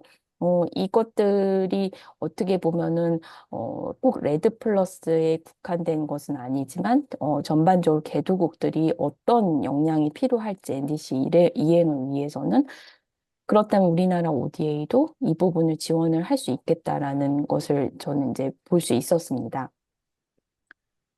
그 다음에, 이제 NDC 이행 실행이 어느 정도 기반이 갖춰졌다면, 그 다음에 이제 봐야 할 것이 아티클 6 레디니스인데, 이것도 마찬가지로 그 어떤 이트모라는 행위를 하기 위해서는 R&D라든가 뭐 제도, 절차, 그 다음에 정보 교류가 잘 돼야 되고, 카본 마켓 인프라스트럭처도 있어야 되고, 이런 것들이 좀 갖춰져야 한다라는 것이 있었고요. 요 내용은, 이 독일의 원조 기관입니다. GIC라는 원조 기관인데 이 원조 기관이 칠레라는 개도국에 어떻게 아티클 6 실행을 할 것이냐 그것에 대한 자문 보고서를 써서 이제 제공을 하면서 예를 들면 우리나라로 생각하면 ODA를 활용한 뭐 KSP 정책 자문 그런 활동이었던 거죠. 이런 것을 칠레라는 자국의 어떤 협력 대상국에 대해서 아티클 6 레디니스에 대해서 조사를 해주고 이런 것들이 필요하니 앞으로 이런 것들을 염두해서 갖춰진 다음에 아티클 6의 실행을 활성화할 수 있다라는 취지로 이런 보고서를 또 마련을 하기도 했습니다. 그래서 이것도 또한 우리나라가 ODA를 활용을 한다면 이런 식으로 좀 시간이 걸리겠죠. 실제 실적을 우리나라가 확보하는 데까지는 그 시간이 걸리더라도 특정 어떤 협력 대상국을 잘 선정을 해서 이 부분부터 ODA로 제공을 할 수 있겠다라는 차원에서 말씀을 드렸습니다. 네, 그래서 여기에 이제 구체적으로 내셔널 그린하우스 가스 인벤토리가 필요하다.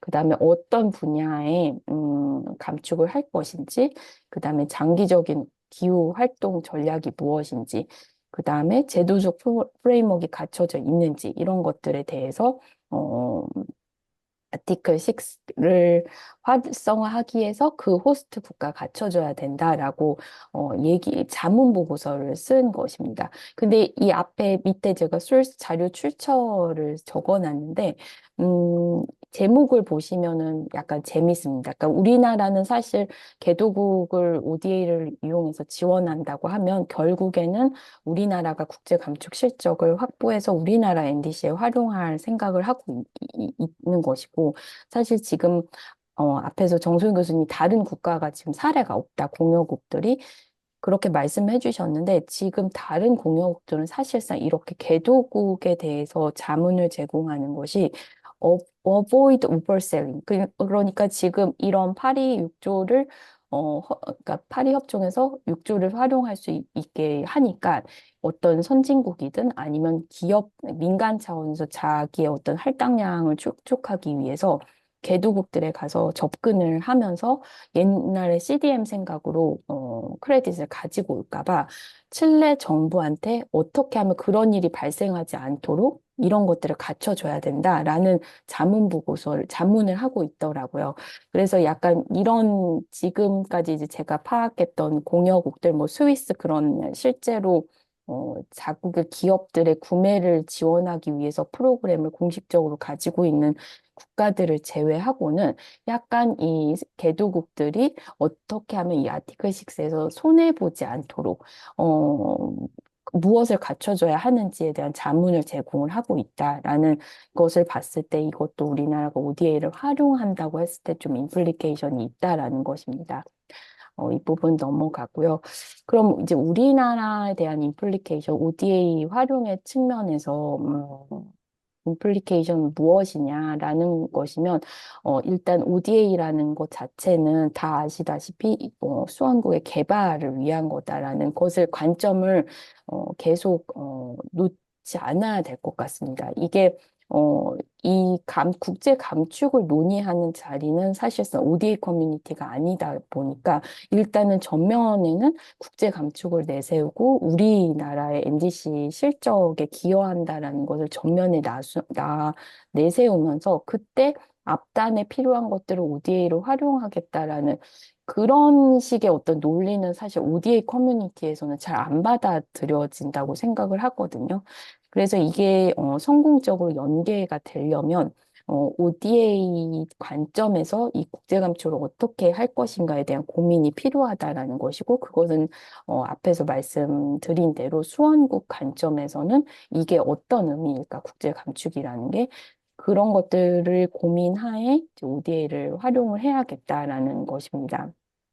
앞에서 계속 나왔지만 그렇다면 이런 활동이 ODA가 갈 수 있는 것은 뭐 인프라라든가 제도 구축이라든가 인적 역량 구축에 활용을 될 수 있다라는 거고 시기적으로 사실 앞에서 글로벌 중추국가 그 말씀도 하셨지만 세부 내용을 또 들어가서 보시면 우리나라가 기후 관련한 ODA를 OECD 개발원조위원회 선진 공여국 클럽이라고 하는데 그 공여국 각 회원국 평균 수준으로는 증가를 시키겠다라는 것을 목표를 세운 상태입니다. 그러다 보니까 사실 ODA 안에서도 기후 관련 ODA를 계속 증가시키려는 지금 움직임이 있기 때문에 이 국제 감축을 고려한 기후 ODA에 대한 어떤 시기적으로 적절한 시기라고 보여지고 특히나 우리나라가 이제 시기를 어떻게 잡느냐에 달려 있지만 다른 각 공여국에 비해서는 감축 분야 ODA가 좀 저조한 비중이거든요. 그러다 보니까 이제 정부, 그게 국조실이든 뭐 외교부든 아니면 기재부 예산이든 이 감축 관련 ODA를 좀 확대해야겠구나라는 좀 생각은 가지고 있을 것으로 보여집니다. 그래서 이것을 잘 디자인해서 ODA 사업으로 제안을 한다면 어, 외교부, 무상원조를 보는 외교부, 그 다음에 국조실, 그 다음에 마지막으로 예산을 심사하는 기재부에서 이 사업은 의미가 있다, 승인을 해야겠다, 그런 생각을 하고 있지 않을까 생각됩니다.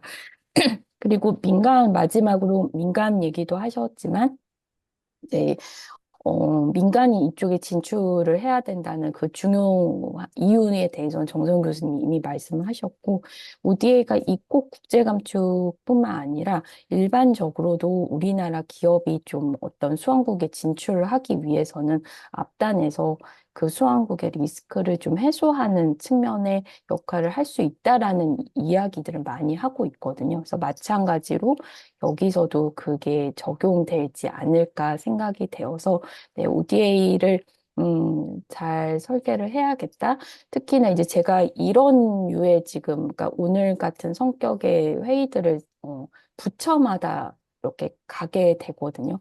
근데 제가 봤을 때 이 산림 분야가 어떻게 보면 무엇을 ODA로 제공할 수 있을까에 대한 좀 구체성인 측면에서는 다른 환경부, 뭐 산업부 등등등보다는 좀 더 구체적인 요소들은 가지고 있다. 잘 ODA 사업으로서 설계를 잘 한다면 레드 플러스랑 연계하는 것도 어떤 모범 사례로 만들 수 있지 않을까? 그런 생각을 해봤습니다. 네, 이상입니다. 네, 감사합니다. 정 박사님이 이렇게 ODA에 관련된 거 보셨지만, 아까 김동환 박사님 말씀하신 거 보면, 나중에 이 비디오 다시 보시면 거기에 대부분 다 들어가 있고, 그리고, 정 박사님 중요한 말씀을 하셨어요. 이 ODA가 이 컨디셔널 하면 안 되잖아요. 그래서 ODA를 디자인할 때, 김 박사님도 말씀하신, 정 박사님도 말씀하신 그런 내용들은 사실 개도국이 자기 자체 역량을 키워야 되는 겁니다. 자체 역량을 우리가 가서 먼저 키워줄 수 있는 ODA는 충분히 가능한 것 같고, 그다음에 에콰도르 같은 경우에는 제가 알기로 헌법에 민간에 의해서 만들어진 크레딧은 국가 밖으로 이전되지 않는다고 하는 헌법에 박아놓은 나라도 있거든요. 그래서 정 박사님이 아까 말씀하신 거는 이제 이트모 활용과 관련해서 우려가 있는 부분들이 있죠. 이게 왜냐하면 개도국 입장에서 CDM 사업에 사실은 자기들이 혜택을 받았다고 생각을 하지 않지 않습니까? 그래서 그런 약간 피해 의식도 있기 때문에 그런 것들을 잘 대응하기 위해서 또 이트모를 여러분들이 이제 기술적으로 보시면 NDC 퍼포스와 OIMP 퍼포스로 나눠서 보면은 OIMP에 관련해서 어떻게 잘 해야 되는가 그런 차원에서도 좀 접근이 많이 되는 것 같습니다. 근데 아직은 많은 것들이 좀 엉클리한 부분들도 있기 때문에 이렇게 또 다양한 전문가분들이 모여가지고 저희들이 논의를 하다 보면 좀 더 명확해지는 것 같고 제가 오늘 이거를 이렇게 진행하면서 저도 많이 배우고 있습니다만 전 세계에서 오늘 우리 같이 이 정도로 저기 단단한 내용 가지고 하는 데가 많지는 않을 것 같은데 그런 생각이 들기도 합니다. 네, 정 박사님 또 오늘도 또 좋은 말씀 해주시고 슬라이드 잘 보여주셔서 대단히 감사드리고요. 예, 그러면 다음으로 가서 장은혜 팀장님께 마이크를 넘기도록 하겠습니다. 네, 안녕하세요. 저는 한국법제연구원 기후변화법제팀의 장은혜라고 합니다. 저희 팀은 이제 국내적으로는 이제 기후변화, 탄소 중립 관련한 상 관련해서 이제 국외 제도를 모니터링하기도 하고 또 국제 논의들과 관련해서 이제 이 논의들을 국내 계획이나 아니면 이제 국내 제도로 이렇게 제도화하고 법제화하는 그런 입법 지원, 정부 입법 지원의 역할들을 주로 하고 있습니다.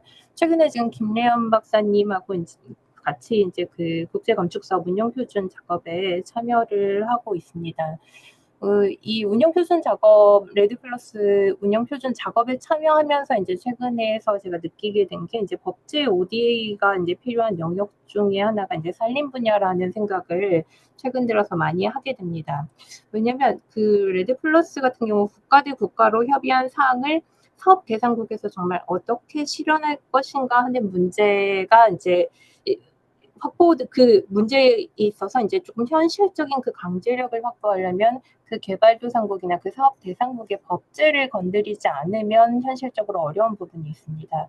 예를 들면은 이제 어떻게 보면 그 현장에 살고 있는 그 주민들이 산림 전용을 하면 안 되고 산림 황폐화를 하면 안 되도록 하는 그 내용들은 사실상 금지 행위가 필요합니다. 우리가 아무리 국가 대 국가로 협의를 했다고 해도 그 현장에서 주민들이 그거하고 상관없이 산림을 뭔가 밭으로 바꾸고 전용을 하고 한다면 이게 실질적으로 이루어질 수 없는데 그거를 제도적 기반 없이 한다면 이제 이게 또 문제가 생길 수 있기 때문에 이 부분에서 이제 법제 ODA가 실질적으로 들어갈 수 있겠구나 하는 생각을 최근 들어서 많이 합니다. 근데 저희가 이제 다른 분야에서 법제 ODA를 하려고 하면은 법이라는 게 다른 제도나 아니면 국가 정치적 상황이나 이런 거하고 굉장히 연관성이 크기 때문에 바로 법을 들고 가는 게 아니고 대상 국가의 역사나 정치 체계나 경제 상황 등에 대한 그런 사전 조사가 일단은 필요합니다. 그리고 그 국가의 상황에 따라서 필요한 체계를 정리를 하고 이제 법제에 대한 이제 여기에 어떻게 이 법을 만들어갈 것인가를 이제 설계를 하는 게 필요합니다. 그래서 레드 플러스의 사업을 하려고 한다면 레드 플러스 이 사업과는 별개로 이제 ODA라는 절차를 통해서 뭔가 이런 법제 분야에 대한 그 지원이 사전적으로 진행이 될 필요가 있지 않을까 합니다. 이 레드 플러스가 실제 실행을 하려고 하면은 정말 사전 작업이 필요한 분야가 이 부분이기 때문에 만약에 협상을 통해서 뭔가 대상국을 선정을 하려고 한다면 그 전에 이제 ODA 사업이라는 통로를 통해서 법제 ODA를 먼저 조금 진행해 둘 필요가 있지 않을까 하는 게 이제 생각이 요즘 들어서 많이 들고 있습니다. 그리고 만약에 레드 플러스 대상국이 우리가 처음 협력한 대상이 만약에 아니라면 그런 기본 법령 체계가 이미 이제 다른 선진국을 통해서 잡혀 있었는지 아니면 우리하고 할 때 추가적으로 뭔가 법제적인 정비가 필요한지에 대한 점검을 하고 들어가야 된다고 생각을 하는데 이 부분은 레드 플러스 사업이 아니라 정말로 ODA 사업으로 먼저 전제가 돼서 정비가 될 필요가 있기 때문에 법제 분야 ODA가 조금 적극적으로 들어가야 되는 상황일 것 같습니다. 예, 그래서 이 부분에 대해서 조금 요즘 이 부분을 먼저 사전적으로 정리하기 위해서 산림 분야 그 전용이나 황폐화 방지에 대한 이제 법령 부분을 어떤 식으로 정리를 할까에 대해서 요즘 고민이 좀 많습니다. 국내 제도를 그대로 옮겨갈 수 있는 게 아니기 때문에 한국법이 또 그 국가의 이제 최선인 건 아니기 때문에 우리나라에서 그 산림 관련 법령을 어떤 식으로 정리하고 있는데 이 국가엔 어떤 부분이 필요하겠다 하는 내용들이 ODA로 들어갈 필요가 있을 것 같습니다. 네. 네, 감사합니다. 예전에 제가 시간이 가니까 짧게만 그 하나 덧붙여 보면은 법학계에 계신 분들은 룰 오브 로우라는 얘기도 많이 들어보시고 로 앤 디벨롭먼트라는 얘기도 많이 들어보시잖아요. 근데 이게 세계은행 컨텍스트는 두 개가 다른 컨텍스트입니다. 룰 오브 로우 시대에는 옛날 세계은행이 70년대, 80년대는 선진국과 갖다 법을 그대로 다른 나라에 갖다 심어줬거든요. 룰 오브 로우를 해야 된다고. 그랬더니 대부분의 나라들이 오히려 개악이 됐습니다. 왜냐하면 그 나라의 사정을 반영하지 않았기 때문에. 그래서 요즘에는 세계은행팀에서도 그렇게 안 하고 현지화 로컬라이즈드 된 법을 만들어서 그 나라의 말하자면 디벨롭먼트에 기여를 하자라고 해가지고 경험론적인 방법론을 많이 덧붙여가지고 하니까 뭐 그네들 얘기로는 요즘에는 잘 된다고는 그럽니다. 정말 잘 된지는 한번 봐야 되겠지만 그래서 그런 장은혜 박사님 말씀하신 그런 포인트들 전부 여기에 밀맥상통하는 것 같은데요. 그래서 저희들이 쉽게 생각하면 저희들이 반대로 우리나라도 뭐 한다고는 EU법을 그대로 옮기는 경향이 있는데 그럴 때도 잘 생각해 보실 필요가 있죠. 예전에는 우리나라 일본법을 많이 가져왔었는데 그러다 보면은 지나고 보면은 우리나라 안 맞는 것도 있지 않습니까? 그래서 그런 측면에서도 법학계에서도 새로운 리서치 아젠다까지도 될 수 있죠. 아주 큰 이슈들이라고 저는 또 중요한 이슈라고 그렇게 생각이 됩니다. 자, 마지막으로 토론은 박동균 박사님께서 해주시도록 하겠습니다. 박 박사님 부탁드립니다. 뮤트 되셨습니다.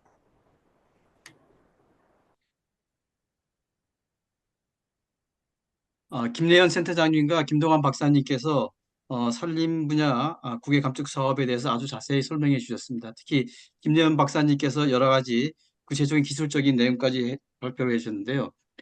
먼저 우리 산림청의 장민경 과장님께서 말씀하셨지만은 대상지 확보가 굉장히 중요합니다. 그래야지 2030년도에 3,700만 톤 NDC 달성을 위한 것을 확보할 수가 있는데 김대현 박사님께서는 항상 WFR 바르샤바 프레임워크를 활용해서 산림 탄소 크레딧 사업을 해야 된다고 이렇게 말씀하고 계십니다. 개인적으로 생각하기에는 베라나 골드 스탠다드나 아트트리, 플랜 비보 이런 컨설팅 회사들도 플랫폼도 자기들이 이 방법론을 만들 때는 아마 제 생각하기에는 바르샤바 프레임워크를 고려해서 만들었을 텐데 이 지금 수리남의 예를 보면은 가이아나죠. 가이아나는 아트트리를 해가지고서 700만 톤을 이제 2021년 빈타지, 2021년도 것으로 갖다가 이제 코르시아에다가 팔 예정이고, 그리고 또 이제 2021년도에 조사된 걸 갖다가 UNFCCC에 등록을 하지 않습니까? 보고하고, 거기 보면은 3,400만 톤인데, 그러면은 이 방법론을 처음부터 어떤 사업을 구상하고 측정하고 MRB를 할 때 미리 처음부터 WFR 프레임워크와 그다음에 뭐 베라고 아트하고 이걸 다 고려해 가지고 그것을 프로젝트 사업을 실시하면 되지 않을까요? 그런 문제점의 차이점이 뭐 있는지. 두 번째는 이 가이아나의 경우 700만 톤만 쓰고 3,400만 톤이 남아 있는데 거기서 3,400만 톤에서 남아 있는데 그러면 남아 있는 부분은 UNFCC로 등록을 했으니까 이 부분을 NDC로 활용하기 위해서 이트모 형태로든지 이렇게 다른 나라로 이전을 하는 것이 가능한지. 2021년도 빈타지요. 예. 그리고 김동완 박사님은 굉장히 잘 들었고요. 그래서 중국과 REDD 사업을 한다고 그랬는데 RED 사업은 역시 대상지 확보라다 이런 문제가 굉장히 쉽지는 않다고 생각합니다. 그리고 REDD 사업과 또 하나 AR 사업을 언급하셨잖아요. 신규 조립이나 재조립. 즉 신규 조립이나 재조립은 뭐 산림이 훼손된 대상지라든지 아니면 맹그로브 복원이라든지 조성하기 위한 때 이런 것을 활용하게 될 경우는 REDD 사업과 동시에 AR 사업, 신규 조림과 재조림 사업을 하게 되면은 탄소 크레딧을 어느 정도 더 이상 많이 확보할 수가 있지 않을까요? 왜냐하면 지금 이제 2030년까지 얼마 남지 않은 시간인데 REDD 사업도 필요하지만은 이런 신규 조림이나 재조림도 또 이럴 경우에는 신규 조림이나 재조림은 ODA라든지 아니면은 뭐 민간 부분에서도 투자가 가능하지 않을까 생각합니다. 즉 현재 REDD 가격은 대개 보면은 뭐 3달러, 4달러에 이렇게 뭐 거래가 되는 것 같은데 맹그로브숲 같은 경우는 파키스탄 같은 경우에 최근에 28달러에 톤당 이렇게 나와 있는 것도 있거든요. 그랬을 경우에는 우리나라 같은 경우는 REDD 사업도 함과 동시에 AR 사업을 같이 해가지고 필요한 500만 톤의 탄소 확보라든지 이런 거 하는 것도 고려해야 되지 않는지 이 부분에서는 어떻게 생각하는지 답변 부탁드립니다. 네, 두 분 너무 잘 들었습니다. 네. 박 박사님께서 아마 여기 계신 분들 중에 상당 부분이 좀 이제 궁금하실 수 있는 내용들에 대해서 이제 질문 형식으로 해주셨는데요. 간단하게 두 분 김 박사님께서 답변을 해주시면 좋겠습니다. 먼저 김래현 박사님 간단히 답변 부탁드립니다. 네, WFR이랑 VCM에 대해 VCM의 혼용을 아이디어로 말씀해 주셨는데 뭐 이거는 사실 커버리지에 대한 문제도 있을 것 같고요. 그리고 방법론의 차이에 대한 것과 이제 적용되는 어, 가정이나 여러 가지 뭐 그 장치들의 차이 이런 것들에 좀 문제가 좀 있을 것 같습니다. 일단은 VCM은 독립평가 체계는 자기들의 추구하는 목적에 따라서 그 조금씩 그 특성화된 항목들을 가질 수밖에 없고요. 그리고 이제 그거에 따라서 자기들이 세팅한 절차와 지침과 규정에 따라서 이제 돌아가는 사이클을 가지게 됩니다. 그래서 사실 먼저 돼야 될 거는 사실 WFR과 VCM의 이제 독립평가 체계의 혼용 부분이 아니라 사실 그렇게 본다고 하면 독립평가 체계들이 서로 이제 비슷한, 다 비슷한 절차지만, 그러한 부분을 이제 약간, 통일시키는 그러한 작업들이 먼저 이루어질 필요가 있지 않을까. 그렇게, 어쨌든 자발적 탄소 시장이라는 바운더리의 가치들이 있으니까요. 그러고 나서 이제 이 WFR이나 다른 이제 규제 시장하고 이제 혼용에 대한 것들, 이제 통합성 이런 것들을 얘기를 할 수가 있을 것 같습니다. 근데 이제 사실 가이아나 같은 경우도 이제 그 페이스 1에 대한 것과 페이스 2에 대한 것들을 이제 얘기를 하고 있지만 사실 페이스 1에서는 이제 쉐어드 비전하고 페이지 2에서 이제 마켓 베이스 메커니즘에 대한 걸 하지만 마지막 종국에는 페이지 3는 풀리 플리스드 UNF 트리플C의 RDD 메커니즘에 대한 것들이거든요. 그래서 그 결국 국가 차원에서의 레드 플러스에 대한 것을 이제 활용을 완전하게 하려고 한다고 하면 어 조금 부분적으로 이루어지는 VCM보다 완전히 국가 전체를 대상으로 이루어질 수 있는 체계인 WFR 체계가 국가에서는 조금 지향하는 평가 체계가 아닌가 저는 그렇게 생각을 합니다. 그리고 이제 가이아나가 남은 양에 대한 것들을 또 이전할 수 있는가라고 문의 주셨는데 사실 불가능하진 않지만 지금 현재 가이아나가 가진 체계는 페이즈 2에서는 아트리스에 대한 평가 체계를 가지고 이전에 대한 부분을 활용한다라는 것을 지금 기반으로 가지고 있기 때문에 뭐 불가능한 건 아니지만 가이아나가 세팅한 프레임에서는 좀 어렵지 않을까. 다만 자국의 NDC는 충분히 활용할 수 있고 그런 부분으로 보입니다. 네. 네, 김도환 박사님 부탁드립니다. 네, 먼저 방금 말씀하신 것 중에 레드와 AR 구분해서 말씀해 주셨는데요. 아까 방금 김남박 그 연구관님께서 보여주신 슬라이드에서도 보셨듯이 UNFP 차원에서 레드 플러스라고 하면 아까 말씀 레드가 있고 플러스가 있잖아요. 그 방지하고 황폐화 방지하는 활동, 그 다음에 AR 관련된 활동을 통해서 증진하는 것이 다 포함된 게 바샤 프레임워크 차원이나 우리 그 호스 국가가 생각한 인벤토리에 집계되는 산림의 면적일 것입니다. 그렇기 때문에 지금 우리가 오늘 논의하고 있는 그리고 제안드린 건에서는 정부와 함께 하는 거기 때문에 호스트 국가가 뭐 VCM을 적절히 활용을 해서 그게 레드 사업이든 AR 사업이든 뭐 한다고 하면야 협력하면 됩니다. 다만 우리가 확보해야 될 것은 인벤토리 상에서 이게 더블 카운팅이 되지 않고 온전하게 인관성 있게 그리고 환경적 건축성을 유지해야 되기 때문에 지금 현재 논의에서는 네, 그 말씀하신 대로 AR과 랩다 활용하는 거지만 아까 말씀하신 어떤 크레딧 차원에서의 가격이나 그런 유의 맥락이라기보다는 그거는 좀 더 후단의 이야기일 것 같습니다. 그래서 지금 같이 고려하고 있으나 이게 당장 VCN 크레딧으로 쓰이는 것은 어떠한 이해관계자나 특히나 호스트과의 의지에 따라서 그렇게 개발될 수 있는 여지가 있는 것이고 지금 현재 단계에서는 이트모 국외 감축에 대해서 논의에서는 좀 더 보수적으로 접근을 하되 정책이나 제도의 발달 과정을 지켜보거나 적절한 코디네이션이 필요할 것으로 보입니다. 네, 이상입니다. 네, 감사합니다. 그 박동규 박사님께서 질문을 잘해 주신 것 같아요. 어떻게 보면 여기 계신 특히 프라이빗 섹터와 관련된 관심이 있으신 분들은 좀 공통적으로 가질 수 있는 그런 질문들이었던 것 같습니다. 그래서 두 분 박사님께서 잘 말씀해 주셔서 감사드리고요. 그래서 교수님 어, 예, 마무리하기 전에 제 한 네. 말씀만 하고 아, 이게 예. 그렇지 않아도 마지막 말씀 부탁드리려고 그랬습니다. 그럼 지금 할까요? 좀 이따 할까요? 네, 네, 지금 하시면 됩니다. 네. 예, 어쨌든 뭐 저기 두 분의 발제하고 네 분의 말씀 잘 들었습니다. 특히 그 키예베 우리 정지현 박사님 뭐 ODA에 대한 통찰력과 방향성에 대해서 잘 감사드리고요.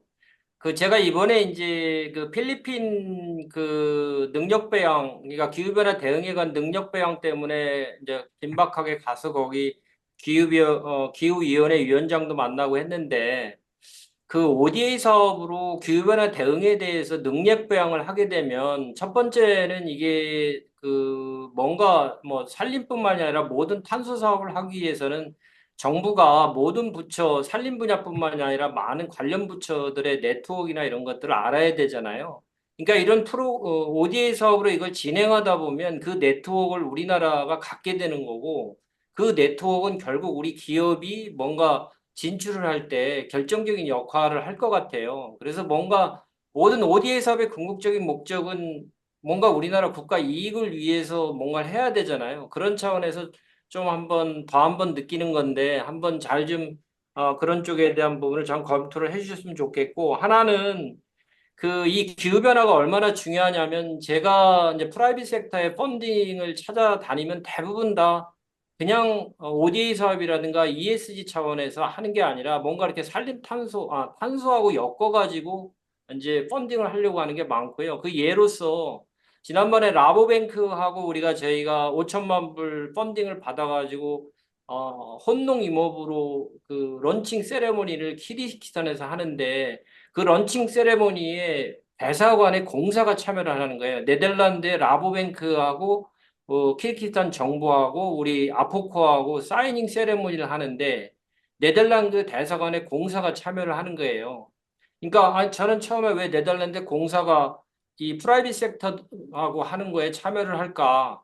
그만큼 이제 기후변화가 ODA라든가 또 국가 전략의 국제 분야 쪽에서 이제 키라는 것이 이미 벌써 유럽 국가나 이런 데서는 그런 어떤 동향을 제가 말씀을 드리고 또 하나는 이제 부탁을 드리는 게 저희들이 프렌즈 오브 에시아 포레스트라는 프라이빗 섹터 쪽에 우리 프렌즈들을 만들기 위해서 그 런칭을 지난번에 반기문 총장님하고 1차 이제 상반기 때 했어요. 그래서 10월 달에 이제 2차 파프에는 저희가 지금 컨택하고 있는 그 프라이빗 섹터 쪽에 제가 이번에 스위스 방문해서 좀 결실이 맺어질 것 같아요.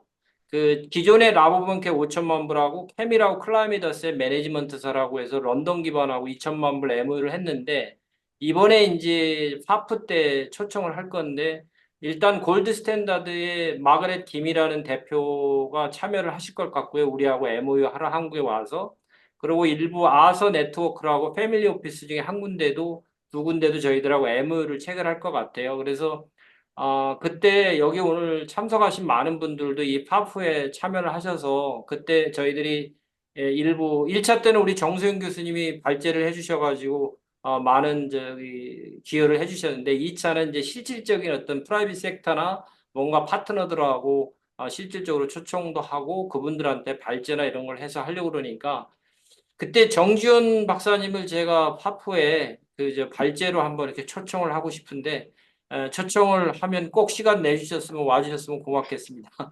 어쨌든 파프 소개하고 이것으로 마무리 드리고 끝으로 정소영 교수님한테 너무 감사드려요. 뭐 여러 가지 산림 분야에 대해서 이렇게 항상 저도 오늘 많이 배웠습니다. 뭐 이런 기회도 마련해 주시고 산림타는 데서 강조를 해 주시니까 저같이 산림 분야를 전공한 사람이 100번 얘기하는 것보다 여기에 우리 비산림 분야이신 정소영 교수님, 장은혜 박사님, 무슨 저기 그 정지현 박사님 또 이런 분들이 한마디 해주시는 게 훨씬 더 힘이 됩니다. 고맙습니다.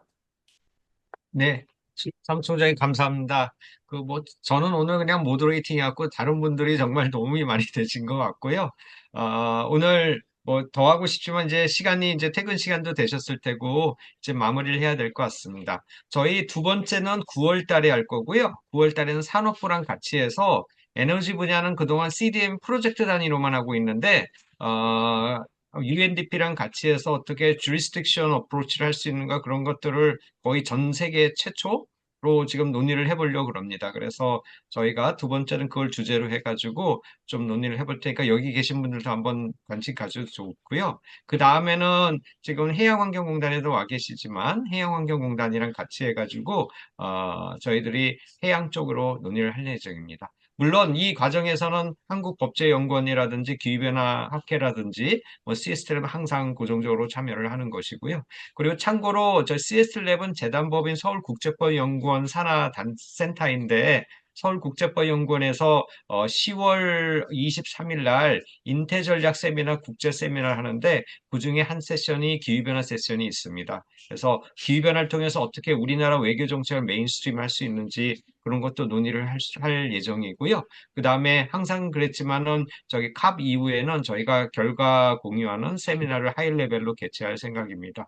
캅에 오시는 분들 있으면은 저희 시스템랩은 공식 사이드 이벤트도 이번에 하나 할 거고 그다음에 코리아 파빌리온 비롯해서 다른 활동들도 하려고 그러니까 같이 여기 계신 분들 다 같이 만날 수 있는 기회가 또 캅에서도 있었으면 좋겠습니다.